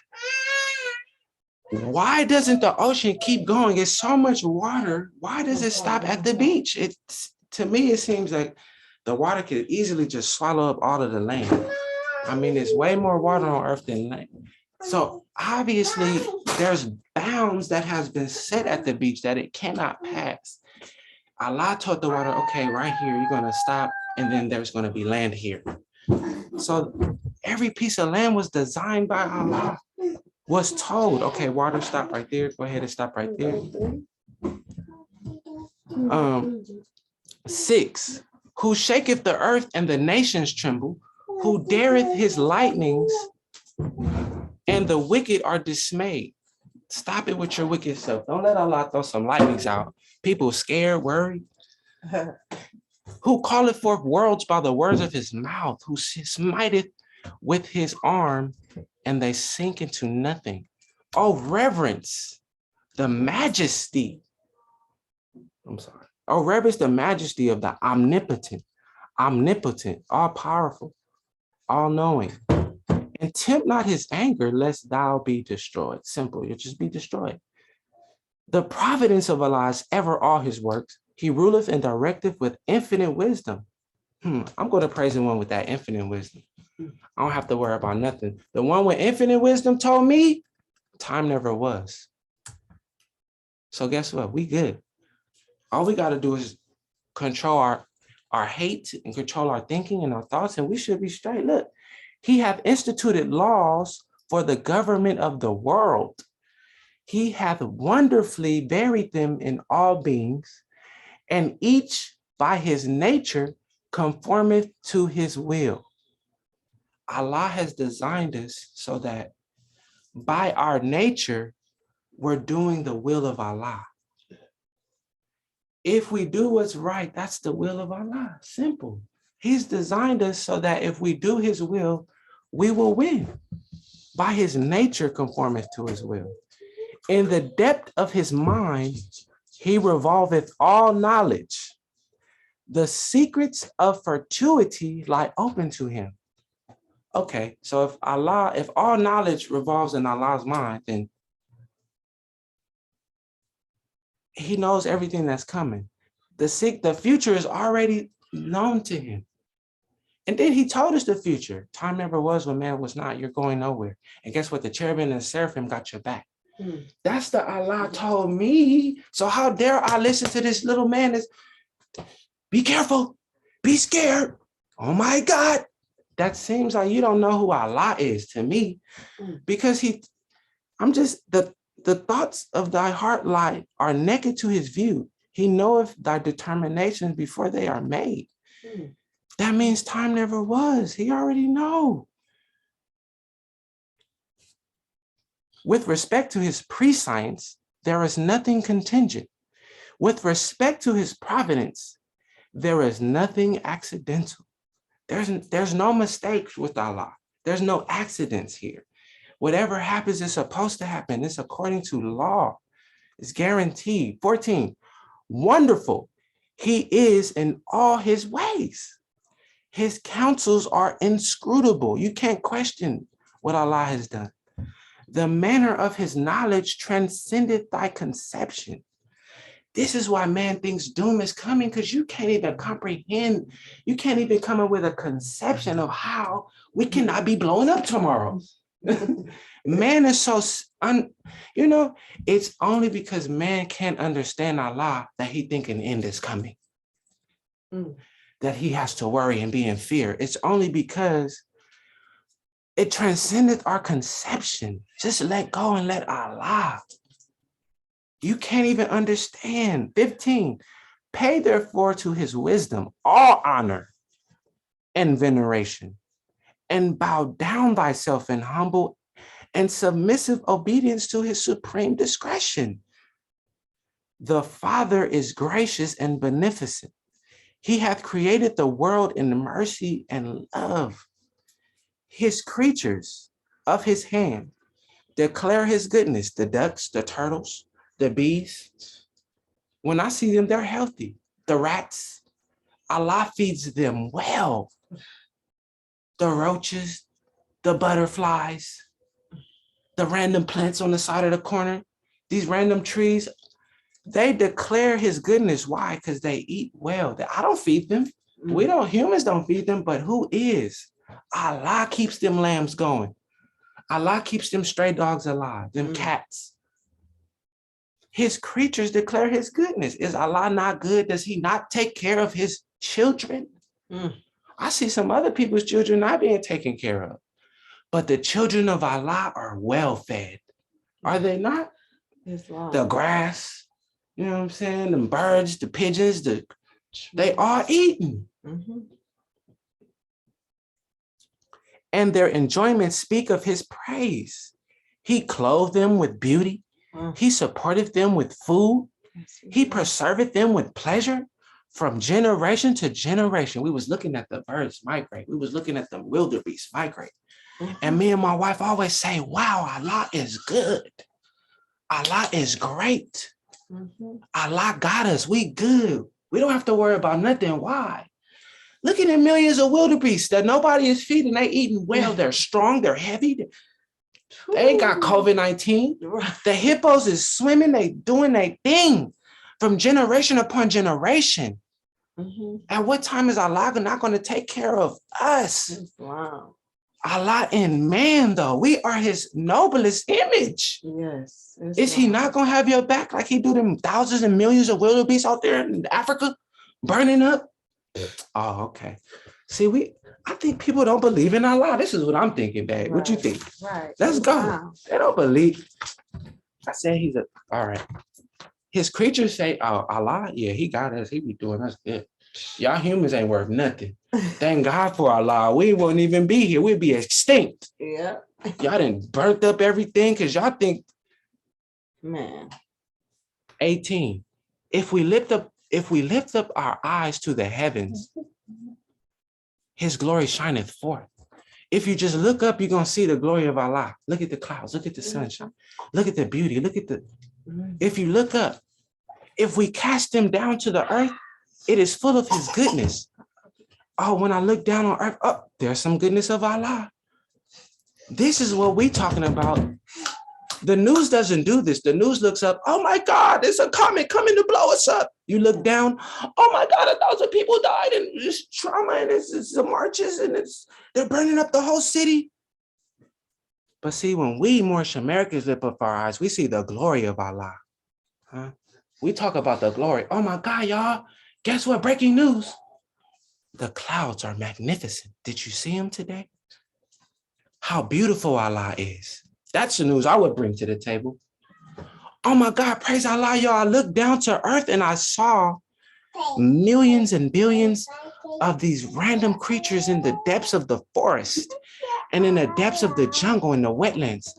They're all alive and doing well. Allah is good. The hills and the valleys rejoice and sing. The fields, the rivers, the woods resound his praise. Even the woods know Allah is good. Even the rivers and the valleys know Allah is good. The grass grows in the valleys without no human intervention. The valleys and the hills know of Allah. They sing of his praise. The rivers say, oh, we're always moving. We're never stopped. We're never dried up. They love Allah. Do we? Can we notice the goodness of Allah? The rivers see it. Aren't we the most intelligent ones? Aren't we Allah made in flesh? So how dare we not see the greatness of Allah like the rivers in the woods and the fields? They praising Allah all day. 19. But thee, he hath distinguished with peculiar favor and exalted thy station above all creatures. I said, all creatures. Allah has exalted your station above all creatures, dear man, dear Moorish American. He hath distinguished you with peculiar favor. If Allah takes care of the valleys and the hills and the wildebeest and the frogs and the dolphins, isn't he going to take care of you, who he has exalted above all creatures? How dare you think something's coming for you? How dare you think something's coming for you where you're the most precious of the beings of Allah? Yes, that's what I'm talking about. 20. He hath endued thee with reason to maintain thy dominion. The reason why you can control the cows and the beasts of the land is because you have reason. You can think. You tell a cow what to do, he's going to line up and get slaughtered like he's supposed to. He's a cow.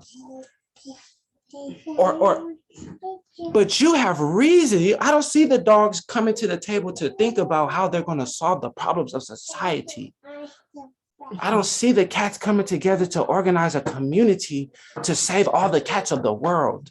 But you, he have endued with reason to maintain thy dominion. He hath fitted thee with language to improve thy society and exalted thy mind with the powers of meditation to contemplate and adore his inimitable perfections. What this is saying is, how dare you be afraid? How dare you be worried about what's coming? Allah gave you a mind to go meditate and contemplate on how amazing and inimitable, go look that word up, inimitable he is. Oh, you worried? You might want to go hit meditation and contemplate on how inimitable your Father God Allah is. And then you're going to wake up and come back and realize what it is. Have no fear. You'll laugh at the news. Ha! My Father is Allah. Go look at my wildebeest that He's taking care of. Go look at his inimitable perfections. 21. And in the laws he hath ordained as a rule of life, so kindly hath he united thy duty to thy nature, that obedience to his precepts is happiness to thyself.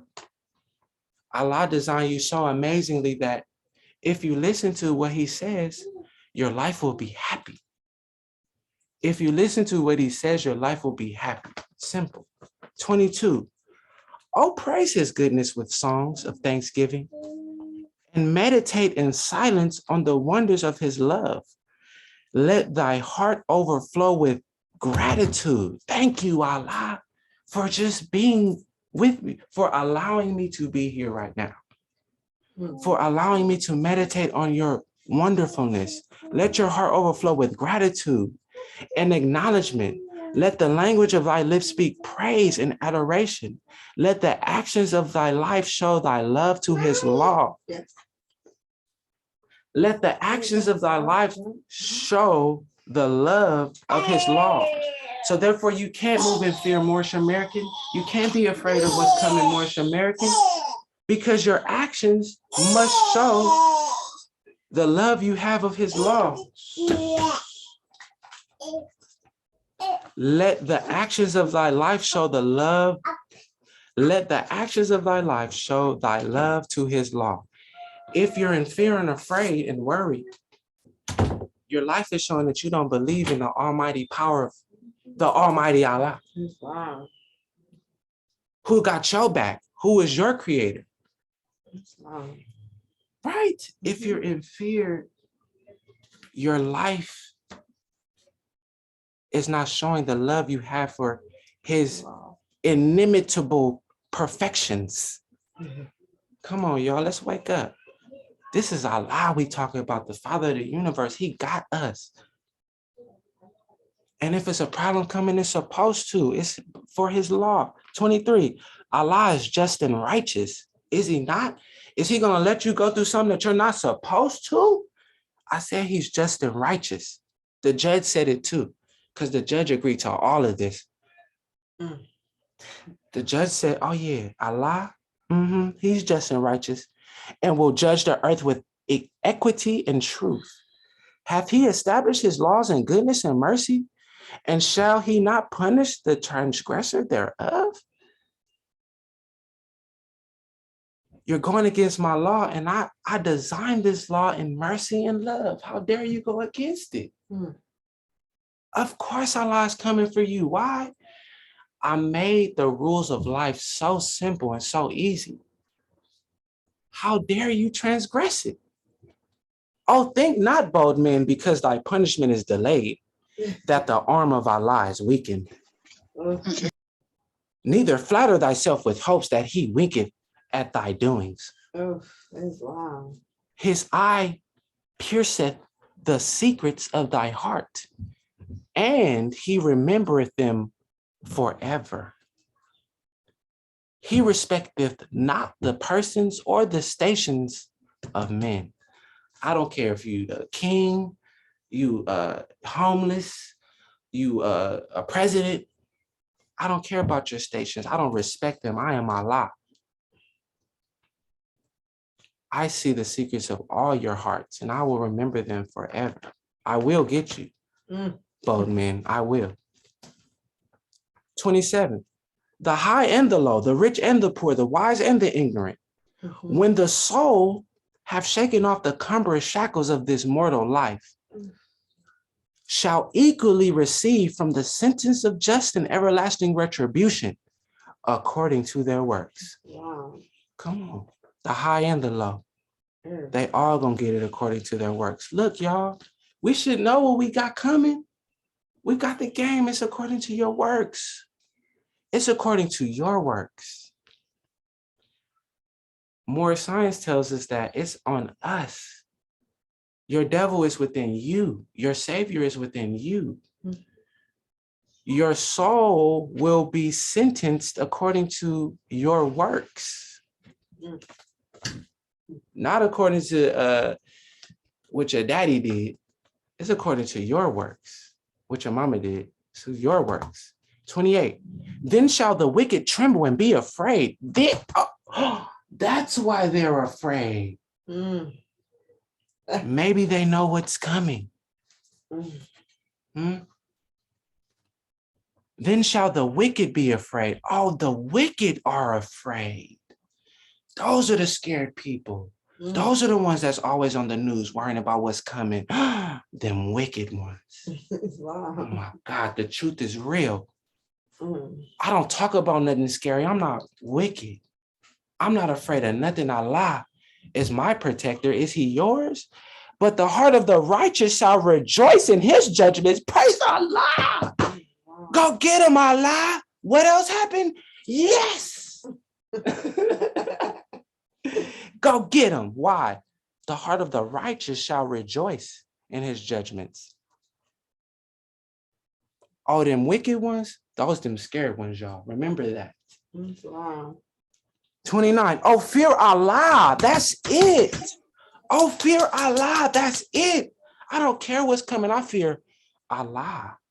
Therefore, all the days of thy life, and walk in the paths which he hath opened before thee.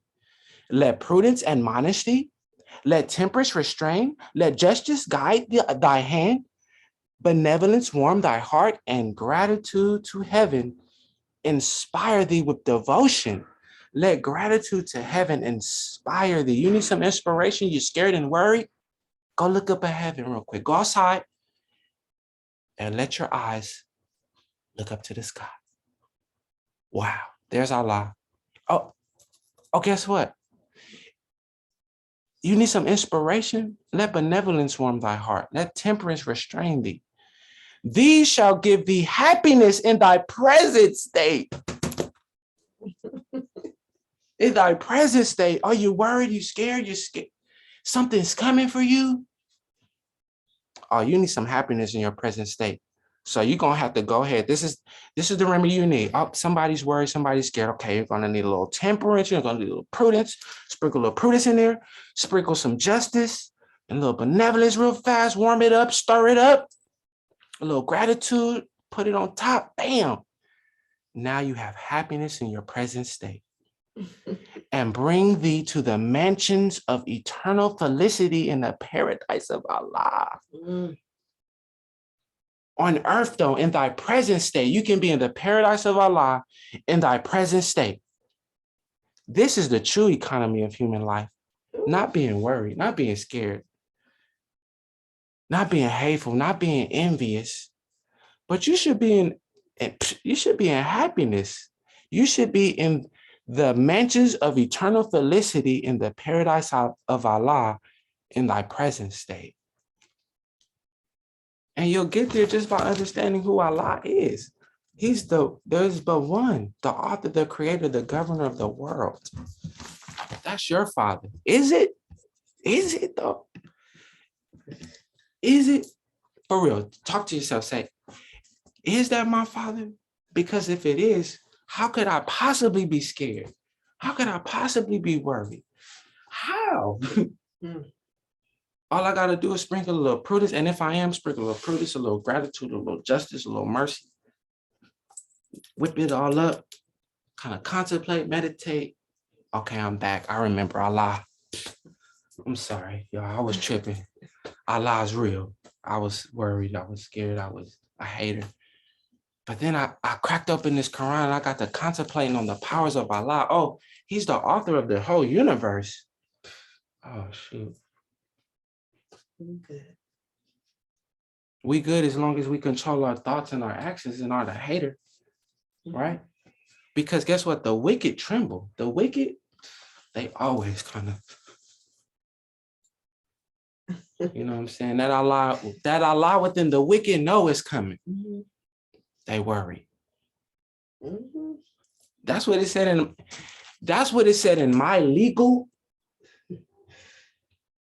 pamphlet that the judge at the Los Angeles Superior Court, yeah, he put the stamp on that under my name and said, oh yeah, this is law for you. So I can't be afraid. Allah's the author of this thing, the governor, the creator. We got some questions here. Do you have anything to say? I'm done with that chapter. I just, want to inspire our people. But we could go to questions now. We have Brother Richardson, and then we have Sister Aphrodite. Islam, brother.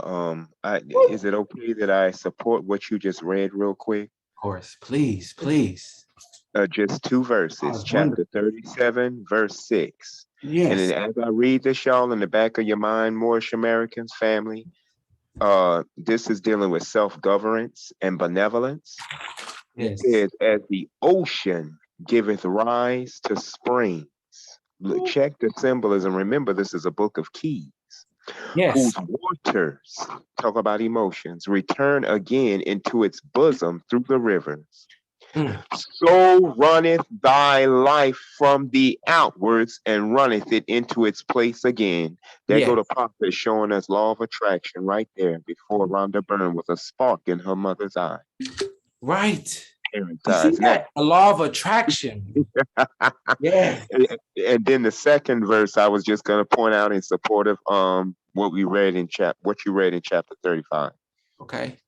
Chapter 32, verse 1. Happy is the man who has sown in his breast, hello heart chakra, the seeds of benevolence. The produce thereof shall be what? Charity. Charity and love. Islam, that was it. Thank you. Wow. All right, so let's just think about it like this. If I am blessed, how can anything come to me? Just think about that. If the light is on, how can it be dark? If the sun is shining, it can't be nighttime. If I'm meditate and contemplate on the wonders of Allah, I have no fear. I approach every situation with confidence that I will come through. I will conquer this. There is no stop. Okay. Charity and love, blessed. We have the science of being blessed people. We don't, if we have the science of being blessed, why worry? Anything that comes to our table, dear Moorish Americans, will be solved. It's gonna get to a point where people gonna bring their problems to us, and we gonna just, all right, solve, or hit them with some, or shoot, hit them with a thought. They'll wake up, man, I don't know, my problem is just gone. I don't know. Somebody just, this is the power we have as Moorish Americans. So we're going to open up the floor to any questions before we get ready to close out. I'm opening the floor to questions or anything. Sister Aphrodite. Oh, I'm sorry, Sister Aphrodite. You may have the floor as well. Islam, my brother and sister, Islam. with your Islam. beautiful selves, your beautiful spirits. Yeah. I really first want to say I appreciate everything of the knowledge that you bring to us. And just briefly, I also want to say, Brother Richardson, I, for some reason, enjoy your voice whenever you speak. I just wanted you to know I appreciate your knowledge as well. But it's something about your voice that is really comforting, and I just thought I should say so. But anyway, I wanted to tell you, yesterday I made a milestone. I did my show for the first time with my turban and pen on. Wow. That's right. That's a big accomplishment. That's a big step. And I'll tell you, I was challenged yesterday like I wouldn't have never dreamed of being challenged. It started in the cab to the job. I wrote notes down so I don't have to go on too long. I told you, old people, sometimes you wish you hadn't talked to them. We're all old. But anyway, also before I get to the whole of that, I also have come into my retirement age. And now they have to pay me like forever, pretty much. Unless they make up one of them good juicy European lies, No, you should be good. So anyway, that's the also too. That shows dedication and accomplishment and making it through, waking up, going. That's hard work. Congratulations. Yeah, they just sent me the letter. I will never retire because I'm going to do music till I take my last breath, and all creative things and whatever the temple has that I can be involved in as well, And then also, I met this little girl that fell in love with me, and I have to share this really briefly. She probably no more than maybe 4 or 5 at the most. I think probably more like 4. She was overwhelmed with my performance and let me know she loved me. And then you talking about melting your heart to have a little bitty child come up to you. And she was with her father. And I asked her how old she was. Brace yourself for this. I said, how old are you? She told me she was 105. Oh, wow. I'm not kidding. She didn't blink. She didn't flex. She looked me straight in my face and told me, quite frankly, she was 105. And then she also followed that line and told me she knew more than her father. I said, wow. This is an old lady I'm talking to here. And the band took a picture. She ran up to get in the picture with us, and her father was going to stop her. I said, I couldn't do that. I had to let her come be in the picture. So look, when I get a chance, I'll post that too on the page, on our webpage or whatever, or send it to you. But anyway, because I got your number. So the other thing is, here's the challenge of the day with the turban and the pen on. Boy, that I need Allah every day, but especially this day. this woman was in the cab and she appeared to be reasonably social and friendly at first. But when she found out what my turban and stuff was about and that we don't amalgamate, oh boy, she turned into the wickedness of the wickedness, you know. She started calling me out of my name. She started calling me fat and everything. And I said, well, why are you worried about my size? I said, are you some kind of fancy lesbian or something? I said, what's going on with you? You know, so, anyway, I got through that by telling, I said, you know what? I'm just going to forgive you on the spot here. I said, because if I say anything else, it's not going to be peace and love. You know what I'm saying? Right. I said, so I don't know what's happening with you. I said, but I'm done talking with you. And I told the driver as well. So in case there was a report made, she could see that I did the peaceful, you know, thing that Allah would want me to do in that kind of situation. You know, I'm just glad I could grab on Allah at that moment. And you turned that into a blessing. See? You know what I'm saying? Because she finna get told real because I don't play. But anyway, I ain't trying to go for bad and fight nobody either. That ain't on my agenda. That would be the last result, protecting myself, you know. Right. So anyway, I wanted you to know that I made history with myself in this new life that I'm living. Man. And I actually talked myself into going to my job with my turban and pin on. I said, I need to see how this feels. I said, I know people that really know me for years and years, and I'm sporting my afro and stuff, you know, which I might lipstick out the back sometime. But anyway, they loved it. And I got treated with so much love. And I just want to say that to encourage anybody else that might be feeling a little weird about wearing the turbans and stuff. You know, it'll grow on you after a while. It really does. That's all I wanted to say. It's very powerful. I wear mine every day, and you know, people are going to question you and say, what is that? But we really have the right to wear our religious headdress like the Jews do, and just like all these other. But the interesting thing is, when I was a Christian, there wasn't, you know, I would go to church on Sunday, and then after that, I would kind of forget. But with this, more science is more than just a religion. It's more like, yes, this is our religious headdress, but this is our nationality. This is who we are as a people. So we have to be able to wear this. And I'm telling you, it makes you feel good. People will treat you with respect to see you wake up.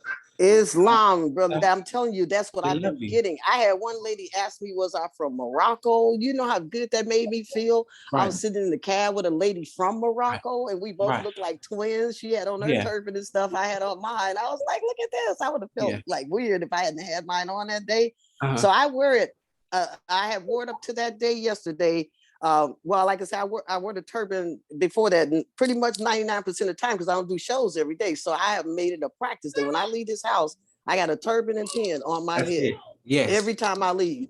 And they stop and ask me all kind of questions, want to know about it and everything. I got some sisters and brothers that have called the temple that want to come through. Yes. So again, that's my testimony for the day. I hope I didn't go on too long, but I hope that helps somebody else that might be feeling weird about wearing the turban.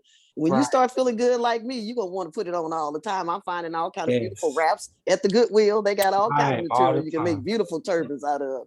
So anyway, thank you for your time. And I just wanted to share that with you. Oh, thank you, Islam. And I'm glad you took that first step, because it is very hard. It's very uncomfortable. It's especially when you're an artist and people know you for the big fro and everything. You know what I'm saying? Man. You feel like, oh, Lord. But it's very powerful, because I want to talk about Morocco also, because a lot of people think that we are talking about this Morocco in Africa.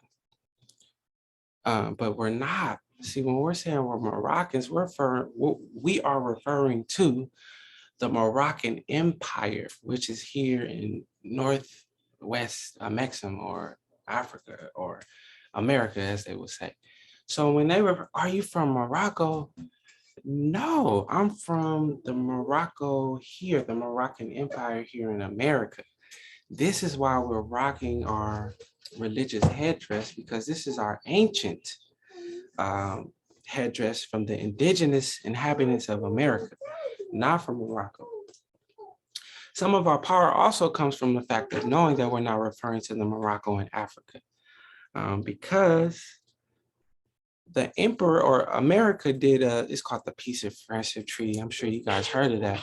But it says that this treaty was done with the emperor, between the Moroccan emperor, right, and America.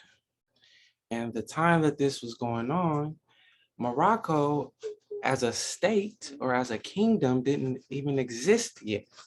So it comes to the question, what Morocco or what emperor are they talking about? So obviously, America did business with the Moroccan Empire connected to America here, right? There's already a treaty between the two nations. This is what we refer to when we say we are Moroccans, because we're tracing ourselves back to that ancient empire that was here before America, that allowed America to come be here and establish itself. This is why when you wear that turban and that fez, you shouldn't feel awkward, because you're letting the world know that you are one of the first men. You are representing first man here on earth. Wow. You're representing Allah, who is governing your life. That's an amazing understanding. We are representing the ancient and indigenous humans on this continent here. We are Moorish Americans. And Temple 43 has made this legal and lawful. So now we're really unstoppable at this point. How could you not want to wear your fez or turban? You are just stunting on these ones. This is amazing how powerful this understanding is. So no, we are not from the Morocco in Africa. We represent the Moroccan Empire, who America did a treaty with. We are coming from treaty laws. Our laws and jurisdiction comes from the treaty. How about this? It's the longest treaty that America has with any other nation of people. It's the longest treaty that America has. The treaty that they did with the Moroccan Empire. Wow. We have another hand, Mr. P. Boyer Bey. Islam, Mo. I just wanted to piggyback on what you're speaking about with the Moroccan Empire, and as far as our existence in Al Morocco, and it's very fortunate to say that we're descendants of Moroccans born in America. And when they say America, they give in reverence to Al Morocco, which is America. Al Morocco is Morocco, the Morocco of America. So when we speak on our lineage of Moors, we're speaking from an aspect of we are an empire, a descending empire that's been in existence before any other. So we're asking to be honored and represented and respected through our headdress and our principles. Yes. You know, a second ago, you were speaking on the fact that, you know, what's within us that Allah has given us that sets us apart. And what sets us apart is, you know, I use this analogy that I was also given, what's different between a nigger and a Moor. And the difference is law. One knows law and one doesn't know the law. And when I say law, I mean it in the perspective of Islam, I, self, law, and master. And when you represent those principles of love, truth, peace, freedom, and justice, it shows in your behavior. So the national headdress of the turban and the fez is displaying the behavior that's universal to all beings to want to follow. So we have a positioning on this planet, especially in Al Morocco, to be leaders, to be the forefront of humanity, to be uplifting humanity through our actions of principles and law. So once again, I just want to step back to the principles of those degrading names of Negro, Black, and color, and one who was a Moor. The difference is one that knows the law and knows that themselves is law, and the other has no recognition of their nationality or themselves. So that's the only difference. And so that's what we here, Islam, we here teaching on Sunday so that all of us can have a better understanding, because it's time to come back into that mandate, which the Prophet Noble Drew Ali left in 50 years to be up in 2004, where us Moors that know the law, I, self, law, and master start to demonstrate these laws in America so that we can have back our land, along with governing up under principles of love, truth, peace, freedom, and justice. It's the time of truth. That's what we need to give back to our people. So Islam, I don't want to hold you up. I just wanted to share that with you, you know what I mean? Because I feel like we building this morning, and everybody on this call needs to have that love for themselves and speak that truth. They need to speak that truth. It's time of truth now. Nobody, even the youngins, they don't want to hear that old stuff about what we went through and how we struggled. They want to hear about what we're going to do today, daddy and mommy, how we going to make a change. And the change comes between loving yourself. Got to love yourself, Morris. Love yourself. Be yourself. As the prophet said, be yourself. If I can teach you anything and leave you with anything, be yourself, Morris, and the rest will come. So we in that age of Aquarian where it's time to get the truth and to be yourself. And amongst being yourself, everybody else going to see you, Morris. They're going to respect you. They're going to see the sisters with the turban and the button. They're going to see the brothers coming through with the fez and the tassel hanging. And they're going to know, here comes truth. Here comes truth. So let me get in accordance with what they talking about, because it's what's for our well-being. So Islam, Mo, I'm going to get up off of here. No, and you have a great Thank you. You have a great one, brother. Thank you. Thank you. Because that's what we need, that understanding, that perspective. We need more of our people to speak up and kind of give us that understanding of and piggyback. Come on, let's get on and talk about this headdress. Like you said, it's representing the principles, the divine principles that we have of first man when we wear this. It's not just, oh, this is her. People, why are you wearing that? Oh, you know, I'm representing first man. I'm representing my national headdress. It's so many, my religion, what? I'm showing you that I am indigenous to the Americas, or Morocco, North and Southwest Amexem. This is the Morocco we're talking about, not the one over there in Africa. We're here. So when we wear a headdress, are you Moroccan? Yeah, but the Morocco you might not know about, the one here, the Moroccan Empire. It's just so powerful, man. And then once you get your name corrected or whatever, you're putting all this understanding under your name legally, so that everybody will know. You know, was there anybody else that wanted to say anything or had any comments? Brother, check out that chat. There's some fiery comments in that chat. Oh yes. Yeah, we can. My wife is seeing the comments. Let's go to the chat. Let's go. To you directly. So let's see. We're gonna start from the beginning. Okay. So a lot of people, Islam family, Islam. I could barely hear. Okay, that was earlier. Islam, everyone. Go ahead. Okay, so brother J.L. Boyd, he said, I just recently purchased the book on Amazon, and he was talking about this book, The Mysteries of the Silent Brotherhood of the East. And then some people are actually asking, where can you purchase this book? So I shared, I'm gonna share it again. There's a website called New More World, I believe. I'm gonna share it when I find it. So you can buy the book from there, or you can just find it on Amazon, actually. Amazon has a huge array of books that you can purchase from, but I like to encourage our people to buy from the new website, because it's a Moorish website. I'm going to add it in the chat when I get a chance. So, and then I know brother Boyd had messaged and said that, you know, so many books that he has, sometimes he doesn't have enough time, but it's okay, brother. Like when you're more and you love this stuff, you will find the time to just start reading just anything. Just you'll pick up stuff and just, you know, you'll just find the time when it's right. And then it's good for you guys to come to class, because we try to bring all the, you know, books that we have, and we share it with you guys when we have the time. So yeah, you can find the book online. Let me see. Islam family sending love from Wisconsin, Republic. Namaste, beloved royals. Oh, Islam, Wisconsin. Thank you guys. We appreciate each and every one of you.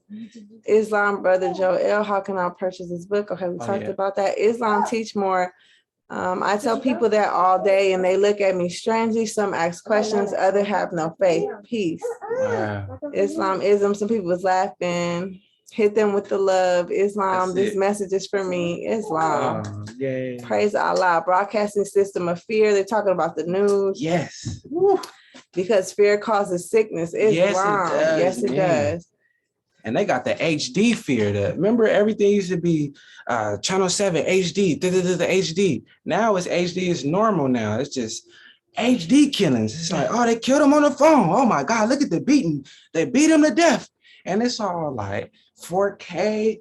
Man, they make sure to scare you in HD now. They make sure to scare us. Woo. Someone referred to Chicken Little, the sky is falling. Yeah. Islam. Holy Quran chapter 8. Allah, Father of all good and positivity. Yesterday I was reading the Holy Quran chapter 3, verse 11. Ooh. This hit me differently. Islam. Someone said Matrix, Mr. Smith. Know that. Awesome. Say that, brother. Praise Allah. Cut the negative energy. Cut the negative energy thought and counteract with loving and positive energy and thought. Islam. Islam sister Danielle. Islam sister Aziz, peace and love. Islam, peace to Temple 43. You all are very welcoming and different from the company I've kept in my life. Islam, that's beautiful to hear. Thank you. Much gratitude for that. Okay. Love conquers all. Islam, no doubt, Brother Richardson L. Always appreciate your perspective you share along with Brother Richardson L. and Adams L. Islam, that's so true. Islam, this is true. Walk in love and truth. Islam says, teach, become the message that you bring. Islam, law of attraction. You attract what you think and speak. Islam, you guys. You do. Only the strong can afford to be gentle. Islam. That's true.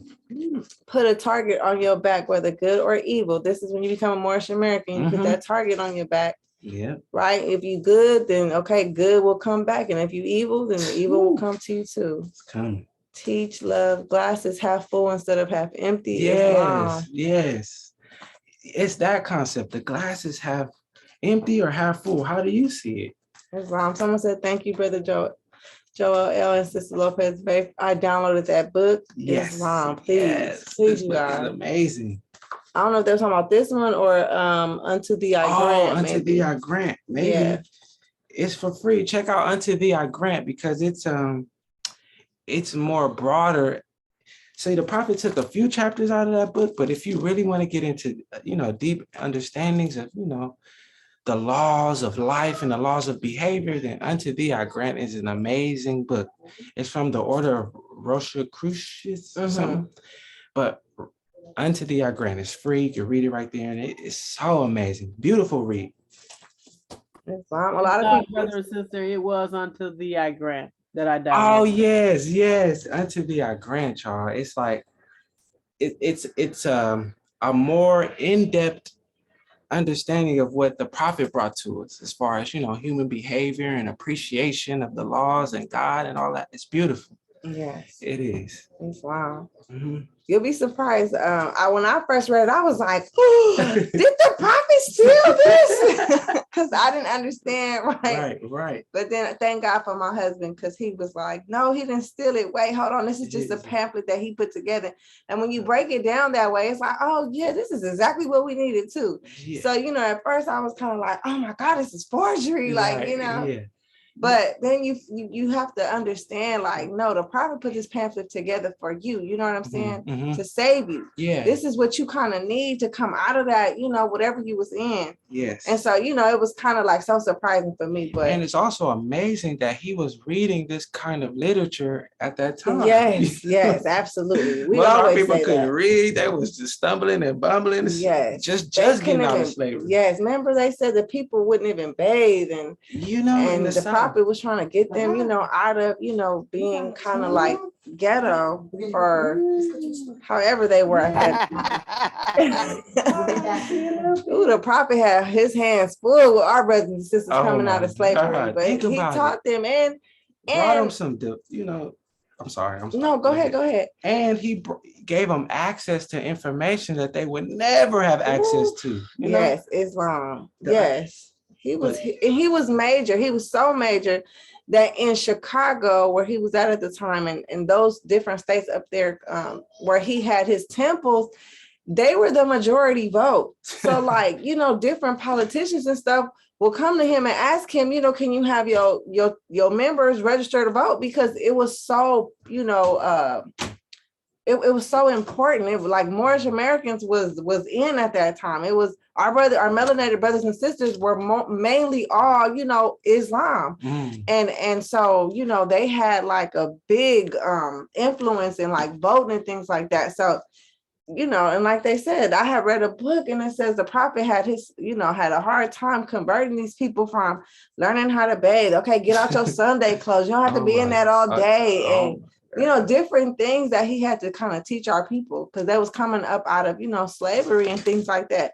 And it's like, how did he know all of this? But thank God for our forefathers and, the people that came before that kept, this Moorish thing going, because even into this day, it's like, I'm so grateful for, the grand governor and assistant grand governor, my husband, because it's like they took this ancient religion and put it in our face, Yes. And they kind of was doing all these things. And I, in the beginning, when I met my husband, I'm like, dang, what you doing? You going to the Department of State? You going to the FBI? You going up here?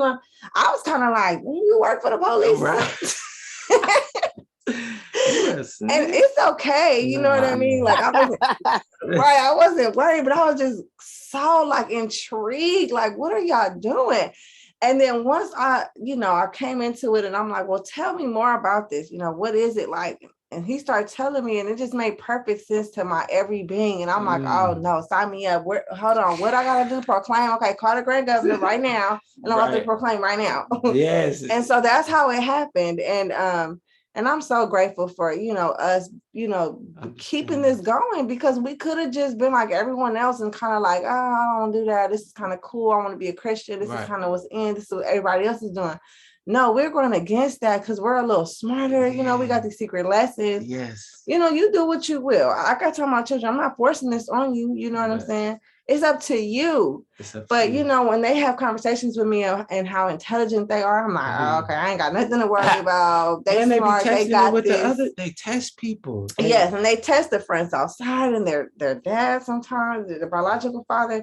And it's just funny to me. It's just like, oh, y'all kind of too cold for y'all own good. But let's keep going. The prophet said the present Moroccan Empire. I wanted to bring something up. Yesterday, we watched this brother that Dr. G has shared on her YouTube channel, and Tasha Bey was there. And his brother brought this like really interesting thing, and that me and my husband was like, ooh, he might have a point there.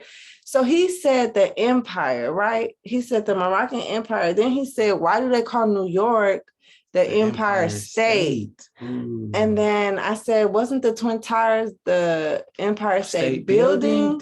And they knocked those down. That's probably symbolic to, them constantly always trying to knock us, off our square. But I just thought that was smart of him to bring that up. Did you have anything to add? He talked about the present Moroccan Empire, how the prophet, he said this is chapter 47, verse 6. The Moabites from the land of Moab, who received permission from the pharaohs of Egypt to settle and inhabit Northwest Africa, they were the founders and are the true possessors of the present Moroccan Empire. The Moabites from the land of Moab, who received permission from the pharaohs of Egypt, are the founders. We founded the Moroccan Empire, and are the true possessors of the present, meaning right now, the present Moroccan Empire. That means the prophet was genius. He was speaking in future terms. The present Moroccan Empire. That means the Moroccan Empire is present right now, right till this day. We are the Moroccan Empire. We are the heirs to the Moroccan Empire. We are the ones who keep that treaty alive, the present Moroccan Empire, the Moabites. Then it says, the Moorish Americans are the descendants of the ancient Moabites who inhabited the northwestern and southwestern shores of Africa. When you proclaim your nationality in Temple 43, you become a descendant of the ancient Moabites who created the present Moroccan Empire. This is where we get our jurisdiction from. This is where we get our power from. This is why we wear this turban and this fez, because we are descendants of the present Moroccan Empire that America did a treaty with. The longest treaty in their history. I be wanting to shed a tear sometimes because, man, we used to be black and now we're just royalty walking. This is why we got to play the game right and act a certain way and behave a certain way. Because America bows down to us. Islam. You gotta America. wake up. And you have to wake up and understand that. The prophet, what he was saying, he's telling you, yo, you are powerful. You are tied into the present Moroccan Empire that America did their treaty with, their longest standing treaty. How about America wouldn't exist unless they did that treaty with us? We're the first country to recognize America. Look it up. For America to be recognized, they were recognized by the Moroccan emperor. You can't be a country unless you're recognized by another country. Who recognized America? That's wow. The descendants of the ancient Moabites who are us. I'm just saying, y'all, we're powerful. Okay, you can keep going with the comments. I just want the prophet was a genius. And when we cracked that, we was like, oh my God, we are so amazingly. Yes. Once we understand and once we start pushing that envelope, you know, becoming that. Islam, I just need to tell y'all, just please, really quick. I used my card yesterday, my vaccine card for the first time. Yes. A couple of days ago, and I used it again yesterday with some friends at a Mexican restaurant.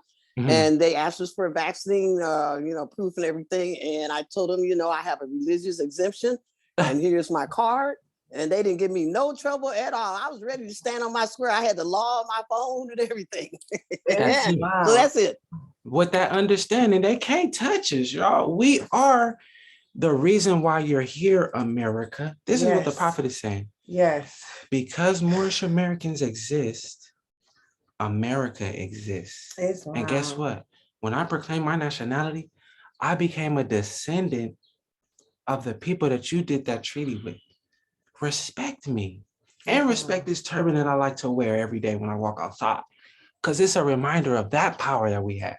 I wanted to remind you guys that sometimes if you guys go to court, if you guys ever realize that they make you last. I don't know. Me and my husband has been to court a lot. What was that, last year? Yes. No, 2 years. 2 years. It's been like 2 years now. We was in court, oh my God, every couple months, going through some stuff. And it was always we're last. We always knew, and it was like, why are they always making us last? What is this? But then the brother had yesterday, the show we watched, he said, no, what it is the people that are learning in this setting are the people that are watching. And so they want us to go last so that we don't teach no one else, that's in the audience watching, our laws. And so we were always last. It didn't matter what, we were always last in court. Always. And we was like, are they discriminating against us? Like, what is going on? Why we always got to be last? No matter what number we was on that, we'll walk up, we'll look at the number on the wall and we'll be like, okay, what number it is? No, we was last. And every time we came in there, you know what I'm saying? They tested us a few times and they played us even a few times or whatever. But you know what I'm saying? We got so much knowledge and respect from people, or even the judge, not once did they ever tell us against what we were saying. Never, not once did they say you guys are wrong and this and that. Never, not once. Whenever what is this stupid religion you guys are doing? What is this silly whenever stuff? we This spoke is some our made laws, up stuff. yes, they had to respect it. And it was just for me, I know it was a learning experience. Wow, this stuff is real. They are not, going against it. They're not telling us that we're wrong. They're not telling us anything. It was just always, okay. And it's just but you the judge, you're not going to even combat it. No, they'll question you, but they're not going to combat anything you say as long as you stand on your square and you're saying with the truth, And so for me, it was just a learning experience. I love this stuff. This stuff is real. Especially coming from being, Negroes and Black people, always afraid and worried about them lights flashing. We've been pulled over a few times, you guys. My husband actually. And one time we got pulled over on our way to court and we were laughing at this motorcycle cop because he was trying to pull somebody over and they kind of got away. And we were laughing at him and he noticed that. So y'all, he pulled us over. And I said, babe, he caught us laughing at him. But he pulled us over and we're like, well, why'd you pull us over? And he was like, oh, you guys didn't put your blinker on. It was something, a signal. We didn't use our signal when we got over. And so it was like, whatever. And so he asked my husband for his license, and my husband doesn't carry a license since what, 2017? Mm-hmm.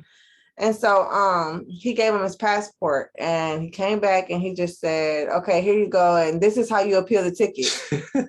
And we're like, what? Dang. So he gave us a ticket, but then he turned around and showed us how to appeal the ticket. And then when we went looking for the ticket, we never found it. It was just gone. So by knowing who you are and really standing on your square, man, you'll be amazed. It'll be like a miracle. But as long as you believe in Allah, you keep your faith strong, and you really understand who you are as a member of the Moroccan Empire who gave authority to America, you'll have that confidence when these people try to test your gangster. They go try to test you, see who you are. Oh, you a Moorish American ID. Okay. Well, let's really see. But when they see that, they all know, y'all. They all know exactly who we are, who we represent. Then they go look our numbers up and see, okay, the judge agreed. Okay, they're part of Temple 43. Oh, yeah, they're legitimate. They kind of leave us alone most of the time. And then another time he was pulled over. We got Moroccan. Okay, let's keep going. Yeah. Moroccan. Global Asiatic family. Exactly. Yes, Islam. Letter from George Washington to the Emperor of Morocco, March 31st, 1791. That's the one we're talking about. That's the one. Islam. The letter from George Washington to the Emperor of Morocco. That's not the Morocco in Africa. No, they got a king. They don't have an emperor. They got a kingdom. Okay. Yeah, they don't have an emperor. So who was George Washington writing to? I said George Washington, the first president of America. The first one did a letter to who? And then when you read the letter, it's your most magnanimous, unanimous, most majestic. Thank you for allowing us to be here on your land. Emperor, thank you. We're going to promise to do your land good, and we're going to take care of it, and we're going to try to get commerce. And thank you for letting us establish America on your land, dear Emperor. That's George Washington. And that's who you are. That's who you represent, Moorish America. Do you have your ID? Do you have your identification? Do you have your proof? Do you have your proclamation document? Because with that, that's the power to shut everyone. Stop it. You're here because we exist. Okay, read the letter. George Washington was talking. He was bowing down. I ain't never seen George Washington bow down like he was bowing down in that letter. Okay? Isn't that beautiful? That shows who you are. That traces it back to you. Now, are you acting like this diplomat who America owes their allegiance to? Are you still a hater? Are you still bitter and scared and worried? But America's the most powerful country moving. And guess what? They owe their allegiance to you. Islam. Look how powerful Allah is. What are we worried? Bombs? Did you see our latest nuclear bomb that America created? It's called the W something.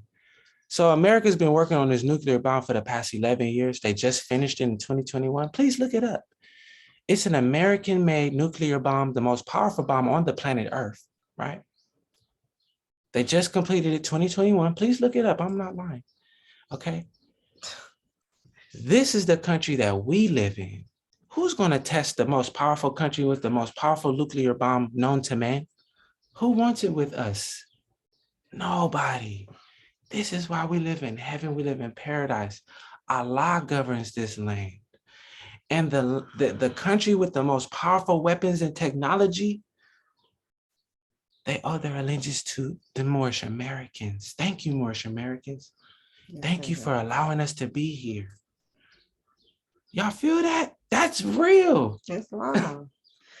So okay, I was on the internet, and I seen that North Korea has banned everybody from laughing for the next 11 days or something like that, because they're commemorating the president or whatever his name was. I can't remember his name. But remember, I was telling my husband, I went to Korea. I went to Seoul, Korea, and that's in South Korea. And I was out there on a bush grant doing my African dancing. And I was out there for like 2 weeks. And I remember I told my husband, I said, they are so different. I remember me and my dance team, we were out walking in public and we were laughing out loud. And everybody stopped. I swear, you guys, everybody stopped, turned around and looked at us like we had lost our mind. And I said, well, what do we do? Because we had a lady who was like our translator and our tour guide with us. Mhm. And I said, what happened? Why, I feel tension a lot. So not tension, but I can feel, people's energy. And so it was like very tense. And I said, what do we do? And she said, you guys laughed out loud. And I said, what? We can't laugh out loud. And she said, oh, it's just not in our custom. It's not in our culture. And I'm just like, okay.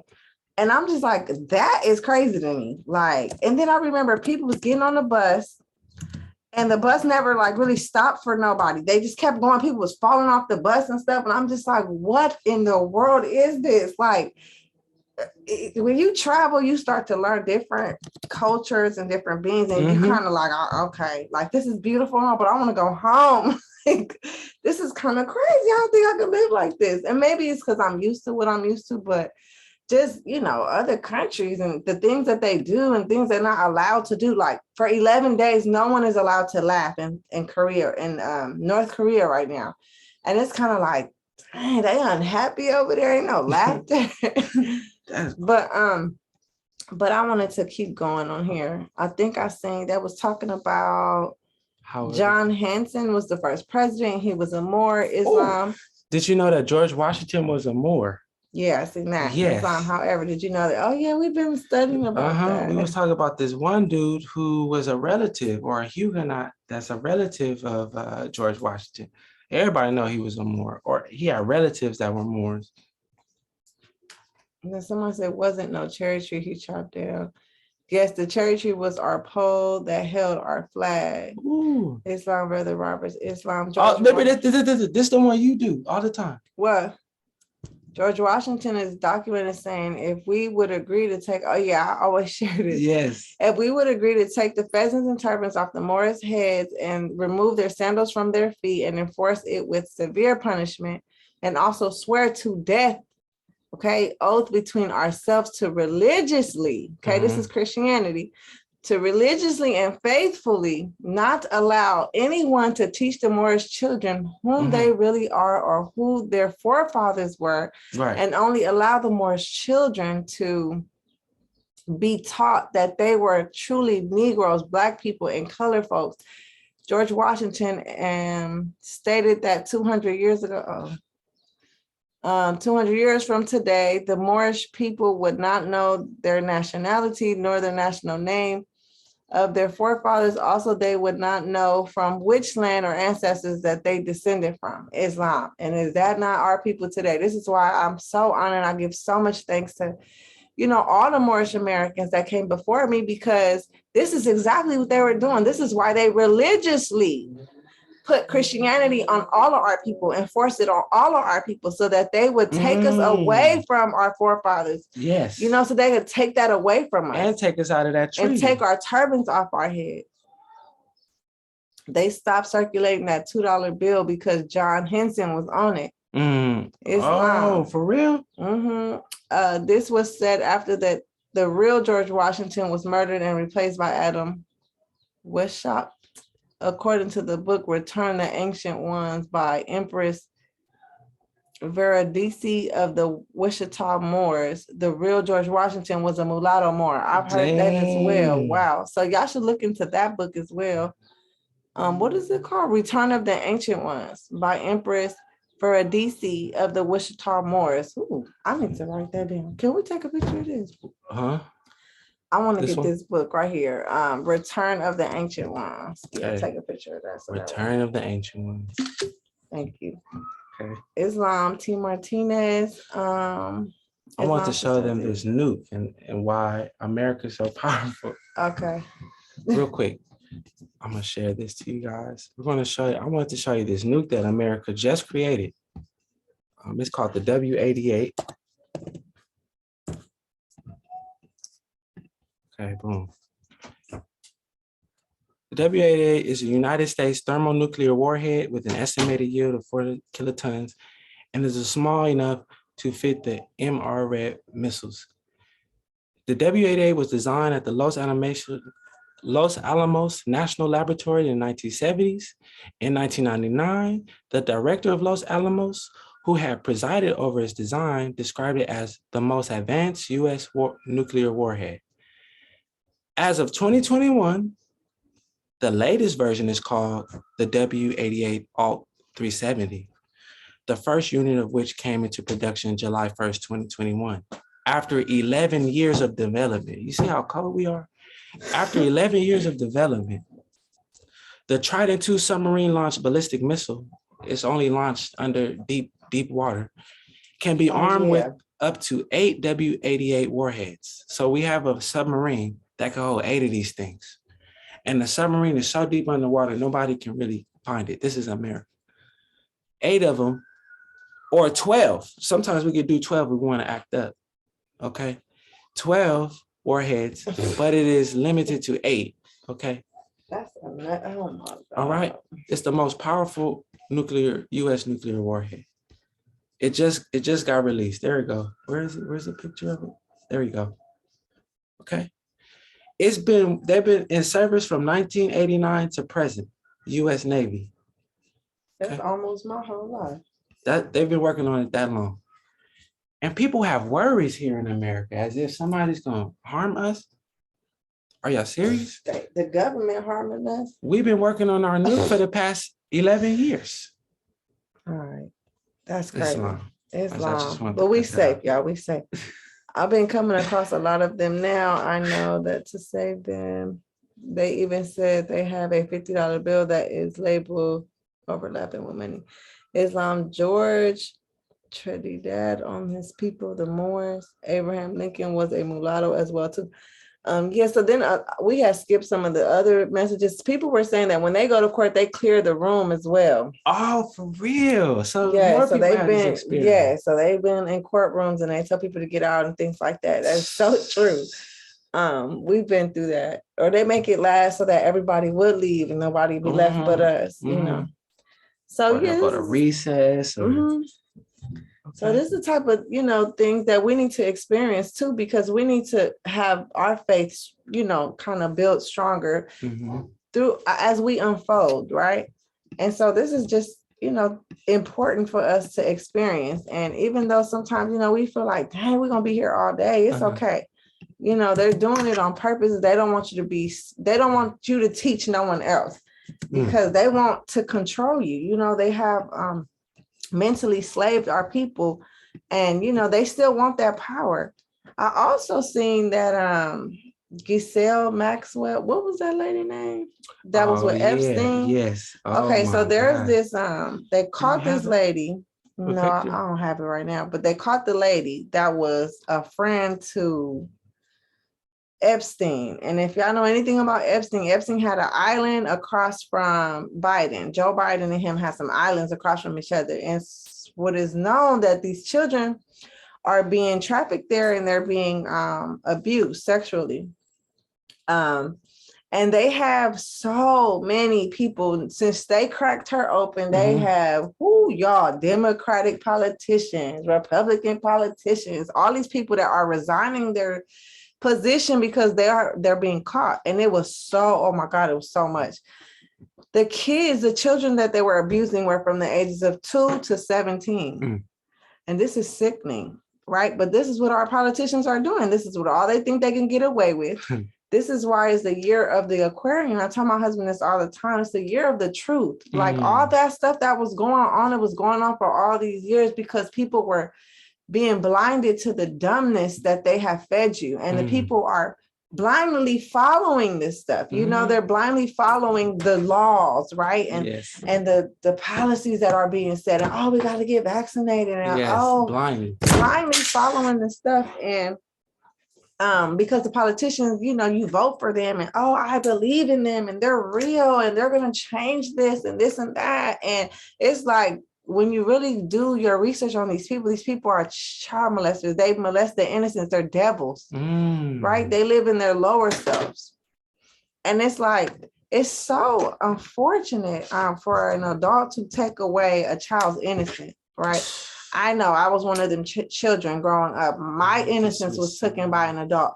And it has always bothered me. But like I said, I've said this so many times. I feel like that was only allowed to have been done to me so that I can stop generations and generations of children from going through that with my testimony and my life and my example, right? Even with my children, I teach them very young about their sexual orientations, about different parts, about who not supposed to be touched. Nobody, not your mama, not your daddy, not nobody. You feel me? Like, okay, we're here to wipe you and clean you, but that's it. You feel uncomfortable, you speak up, you say something.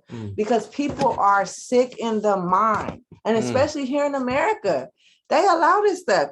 You can molest a child, rape a child. This your first offense, or you gonna get out. You're gonna have to go sign up as a sex offender. What that says to the children? What does that say to the children? Hold on. Why he free? Excuse me. And this is what politicians are doing. This is all coming to the light. These politicians are all nasty, demonic, working on their lower selves. And this is good for the children to understand what's really going on, because the children try to play you like when you bring this stuff up to them. Oh, I don't want to talk about that. No, excuse me, because I know you done read it on that internet that you be on, and I know that you've seen it over here, so I'm gonna talk about it. And my kids be like, "Mommy, you always want to talk about this because it happened to you." Yes, Mommy gonna keep talking about it, because when you leave me for 3 months and you go be with your dad or wherever, I'm not there to protect you. So I need you to understand from a small age, 2. I said 2 to 17. Okay. They were molesting these babies, raping them, and doing God knows what to them. People are sick, and people with money think they can get away with this stuff, and they have been for so many years, y'all. This man killed himself.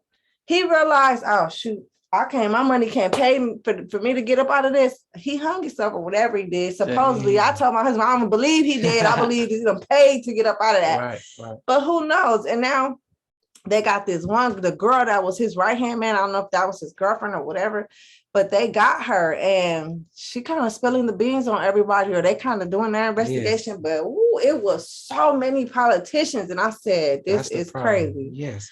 And so just be aware, children, that, there's sick people that always live in their lower self, people with money and power, right? They got these manly powers. Yes. They feel that they can get away with certain things, and it's not right. And we're here to teach you, no one is here to allow these things to happen to you. No. Right? I don't care if they the president of the United States, they the sickest. Right now, they say there's videos of Joe Biden touching children, not like in a sexual manner, but in an uncomfortable manner. Like, why is he touching on that baby like that? And it's confusing, you know what I'm saying? But they stole the votes, you feel me? Let's be honest. Nobody voted for this man. I don't know nobody that voted for him. Nobody. Honestly, I'll ask people, that claim they're his supporters. I'll say, did you vote? No, I didn't vote. Oh, okay. So how did he win? Because I voted, and I didn't vote for him. And my husband voted, he didn't vote for him. And thousands of people I know, we asked, did y'all vote for him? No. And it's like, well, how did this man win? So they still vote, and they still trying to keep their trickery alive. But we're here in this year, and we're here to wake everybody up, not just our brothers and sisters, because there are problems, but everybody, anybody that see us walking with this turban and this fez on, we're here to wake them up too. I see where I live, I see the sisters come out with turbans on, and it be the bought ones, but I still feel good because I'm like, oh, look, they're wearing their turbans, babe. Look, she got a turban on. And it's like, for me, it's comforting because it's like, our sisters are waking up like, oh, was she wearing her turban? Well, I can wear my turban too. Right. And I love it. I'm like, oh, yes, I love it. I love that they comfortable in it. I love that they come outside, wearing their little pretty turbans and stuff. And it makes me feel good. It makes me feel good. I don't care what nobody say. I don't feel like, oh, she copying me. No, I feel like, look at the sis. She got a turban on, babe. Look.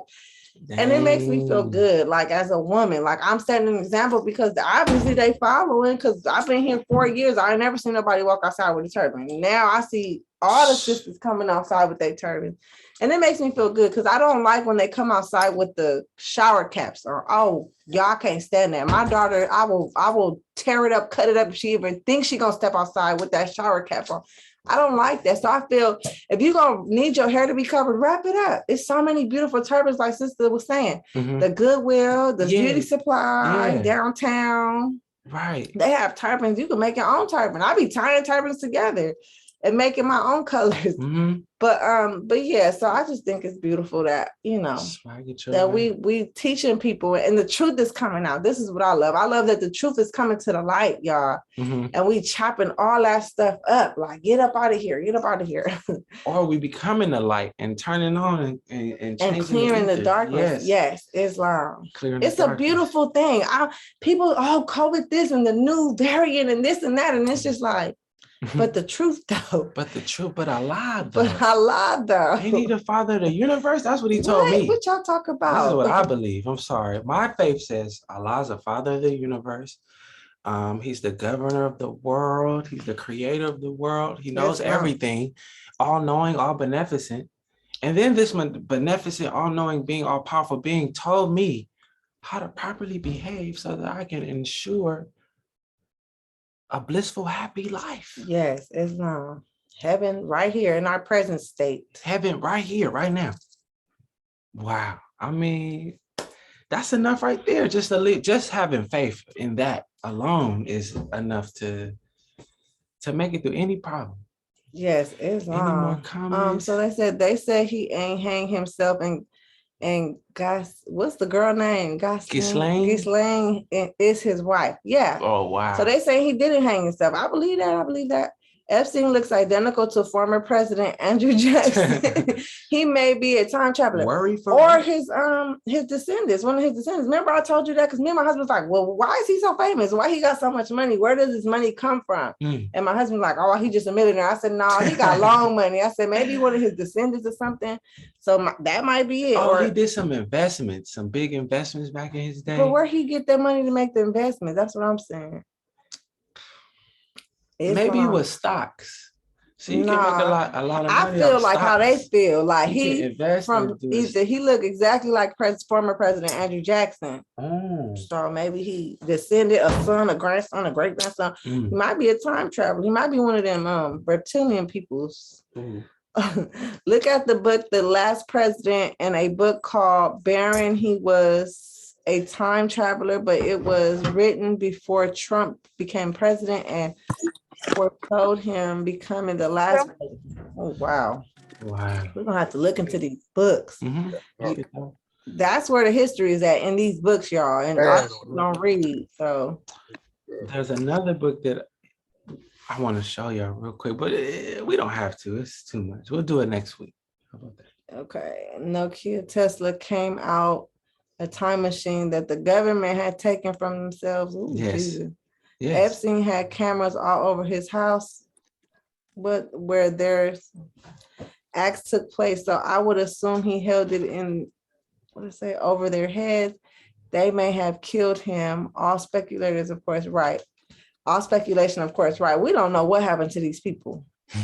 I give praise to Allah for you and your husband. All profound gratitude and honor for your beautiful energy and love. Islam, sis. Islam. Thank you. It's the love of the prophet. Islam, Francesca Turner, would you like to speak? No. Yeah. Okay. Trump often said he would be the last president. He said Biden can't be president because it's not in his blood. Islam, is there any way to hear this class at a later time? Yes. Oh, yeah, so we have been uploading our classes on YouTube lately. I think we have like 2 or 3 that we've tried to upload, but we're gonna my husband's gonna share the link now. So we do have a little YouTube channel. It's under my husband's name, and we have been trying to upload all of our classes. So we're gonna upload this class for you guys as well. Let me get the link. Here. And then your channel. Yeah. Oh, we got more than, oh no, we got 3 uploaded. That's good. Great. We've been doing good. We got 3 uploaded, y'all. So busy. Hold on, let me I'm gonna just see, how can I send a link? I'll do this one. And then what I'll do is I'll copy the link here. I think it's share. Oh yeah. Share, copy, yeah. All right, here we go. It's coming in the chat right now. Everyone. Boom. Islam, Francesca. They said There they're working, so they couldn't talk. So we've uploaded a few of our videos. We'll probably upload this one today as well. So, you know, if you want to watch at a later date, it's totally fine. It's cool. Yeah. Islam, brother, YJ Rome L. Okay.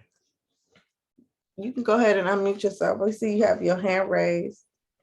Yeah, Islam, you all are touching on a lot of topics. It's always a pleasure to watch and listen. But Trump, when he was talking about draining the swamp, that's what he was referring to. He was referring to the sex trafficking and the politicians involved in it, and the adrenochrome wars that they're using those children for, and those islands, those multiple islands.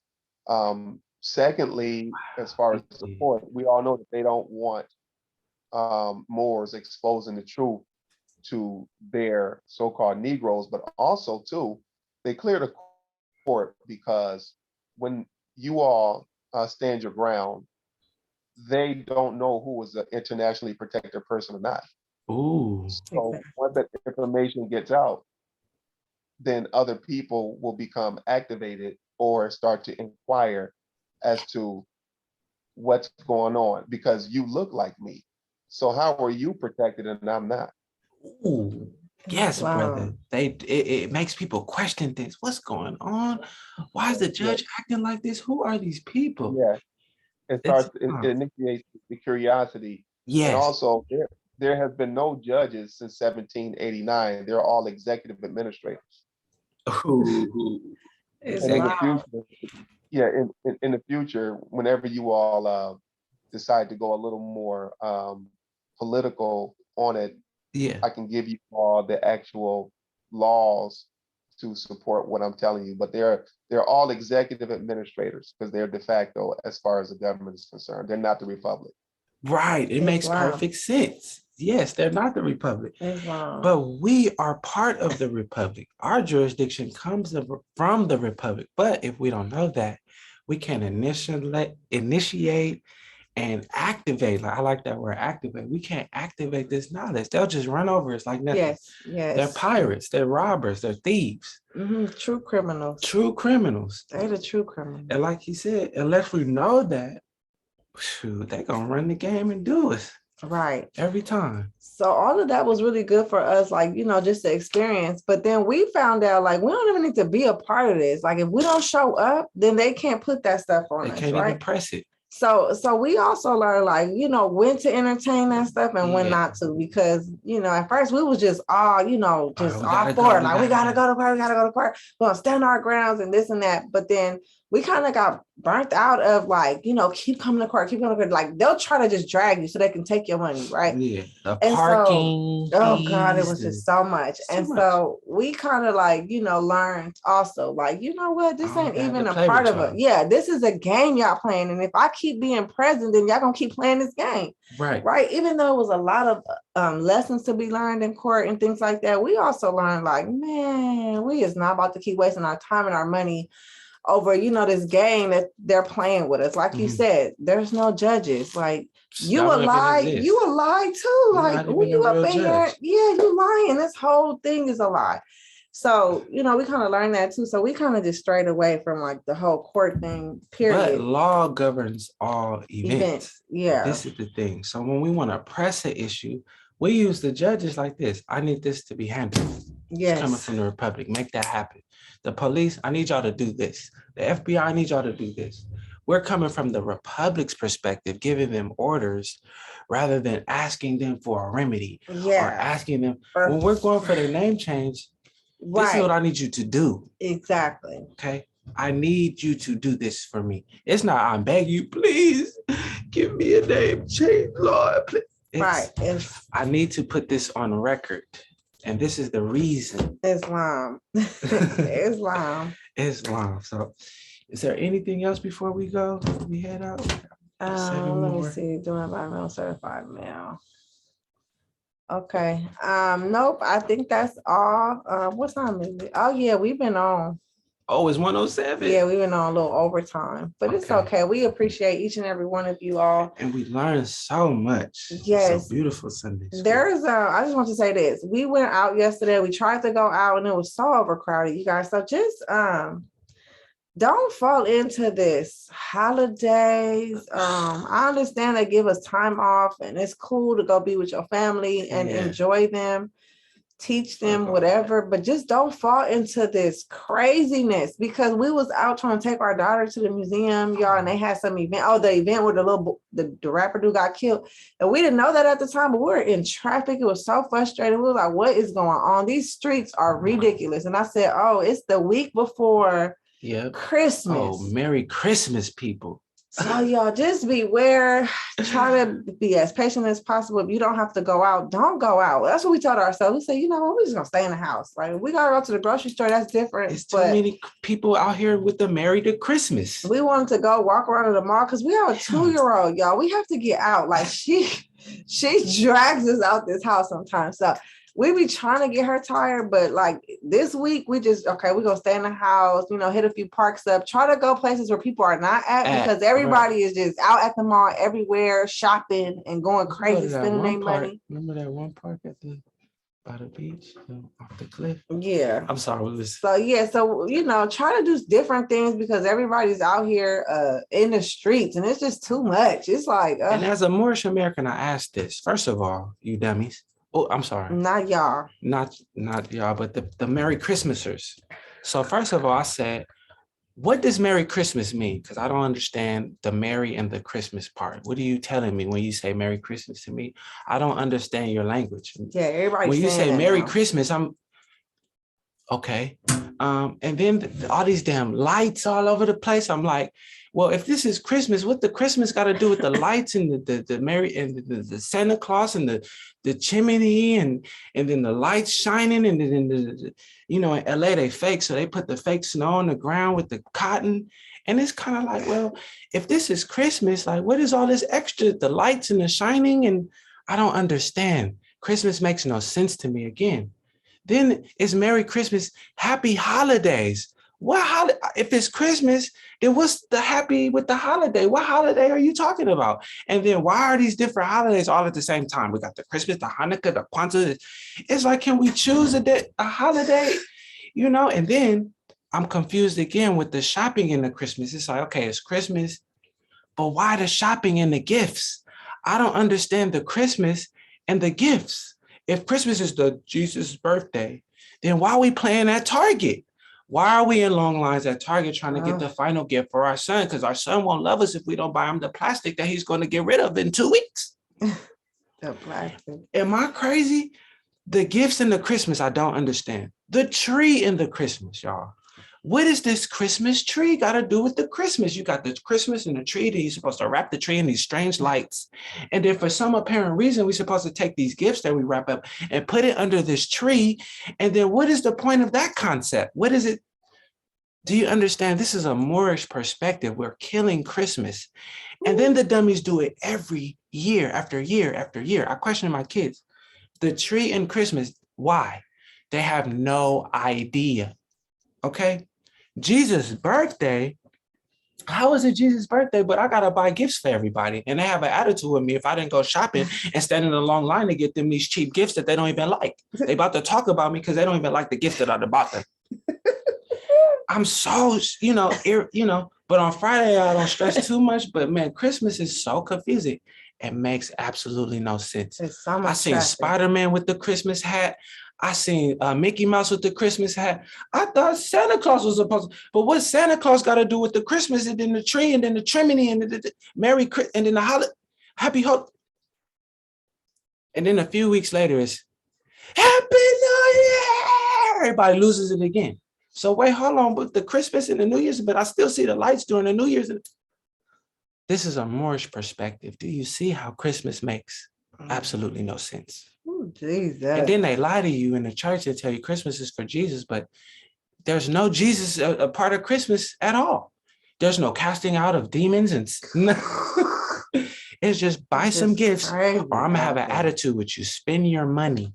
I know. Remember, And my they do husband's it job every gave him year. some gifts, and he was like, "Babe, they gave me some stuff. Am I supposed to buy?" I said, "No, we ain't buying them nothing." I said, "Shoot, we How does ain't it work? Christian. Let them give you them gifts. It's okay. We'll take it." You know. And my husband's like, "Well, are they not gonna like me?" I said, "Babe, it's okay. They don't like us anyway. Like, just keep smiling and just keep going. People No, buy we're you not buying gifts. them nothing."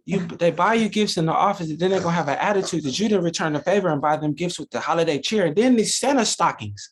I'm confused again. What is the stocking? It's too big. Whose stocking is this? And what does that have to do with the Christmas and the Jesus and the presents and the light bulbs and the? It's so much going on, y'all, but it doesn't make any sense, let's y'all. just It's keep actually that. psycho. Don't get caught up in the psycho. Yeah, that's what we're trying to tell you. I just don't get caught in it, and just be mindful. It's crowded out there. This is the week before their big Christmas, and so Christmas everything is gonna be so crowded. So just walk out there pridefully, wear your turbans, wear your feathers, show them this. We're not a part of that at all. Please, we're not here for that. We don't want to argue with you. We ain't trying to find the last TV and fight over it. We ain't doing none of that. We just trying. I know my children are going to love me whether I buy them plastics or not. Let's keep it 100. All the toys are just plastic. And their minds move so fast now. The plastic is over in 10 minutes. They don't even like that plastic that they rip. Don't like then you got to wrap it up, and then they're just going to rip up the plastic. Lord have mercy. We just, come on, y'all. We're Moorish now. We've waking up to reality. This is the truth. We're not caught up in the silly Christmas. It even makes no sense. Our children even understand, even though they play the role sometimes, they understand that, wow, they're really right. This Merry Christmas stuff is crazy. It's actually psycho. If you can, you guys, before we go, just look at this Christmas stuff and really try to make sense of it. Really ask, okay, Saint Nick, and then Jesus, and then the Christmas tree, and then the star at the top of the tree, and then the lights. Is there a certain Christmas light? I thought it was red and green, but now it's red, green, purple, white. Then people gotta decorate their houses, though. I'm seeing people on the roofs with lights. I'm like, babe, what's going on? It's cold. It's cold out there. What's the lights? Anyways, Islamism. Let's go ahead and pray out, y'all. Don't get caught up in the foolishness. We're wise. Allah has blessed us. 2 fingers on the right, 5 on the left. Please stand or sit or however you do it in silent benediction as I pray us out. Allah, please bind our hearts and minds back to our ancient fathers' divine creed and principles. This we ask in thy holy name and the 7 Elohim. Ameen. Islamism. Islam. You know what? When I see foolishness, I'm going to be like, Merry Christmas. This is a Merry Christmas stuff, y'all. Remember, we was reading this, our prophet had told us to laugh at their folly. Don't get mad. Rather laugh at their folly. So just laugh at that stuff. Rather laugh. Y'all. Islam. Don't get caught up in the Christmas foolishness, y'all. Don't do it. Islamism. We love y'all. We'll see you next Sunday, and we'll see you in our upcoming class in about an hour and a half. Islamism. We love you all. Thank you. Please help. If you can learn about Christmas and bring it back next week, please help me understand because I'm lost and confused. For the children. For the children. All the children. Islam. Baby don't want Brother Adam. Yes, yes, sir. Yes, sir. You live. You're out in Compton. You're familiar with Crazy Bone, right? The rapper. I've heard of him. Yes, he's from Compton. Okay, look him up on YouTube, and he explains Christmas on how it's a pagan holiday, and he tells you about the Christmas tree and the lights. Oh, dude, it's crazy. Oh, Islam. We're about to look it out right now. Thank you, brother Rios. All right, Islam, y'all.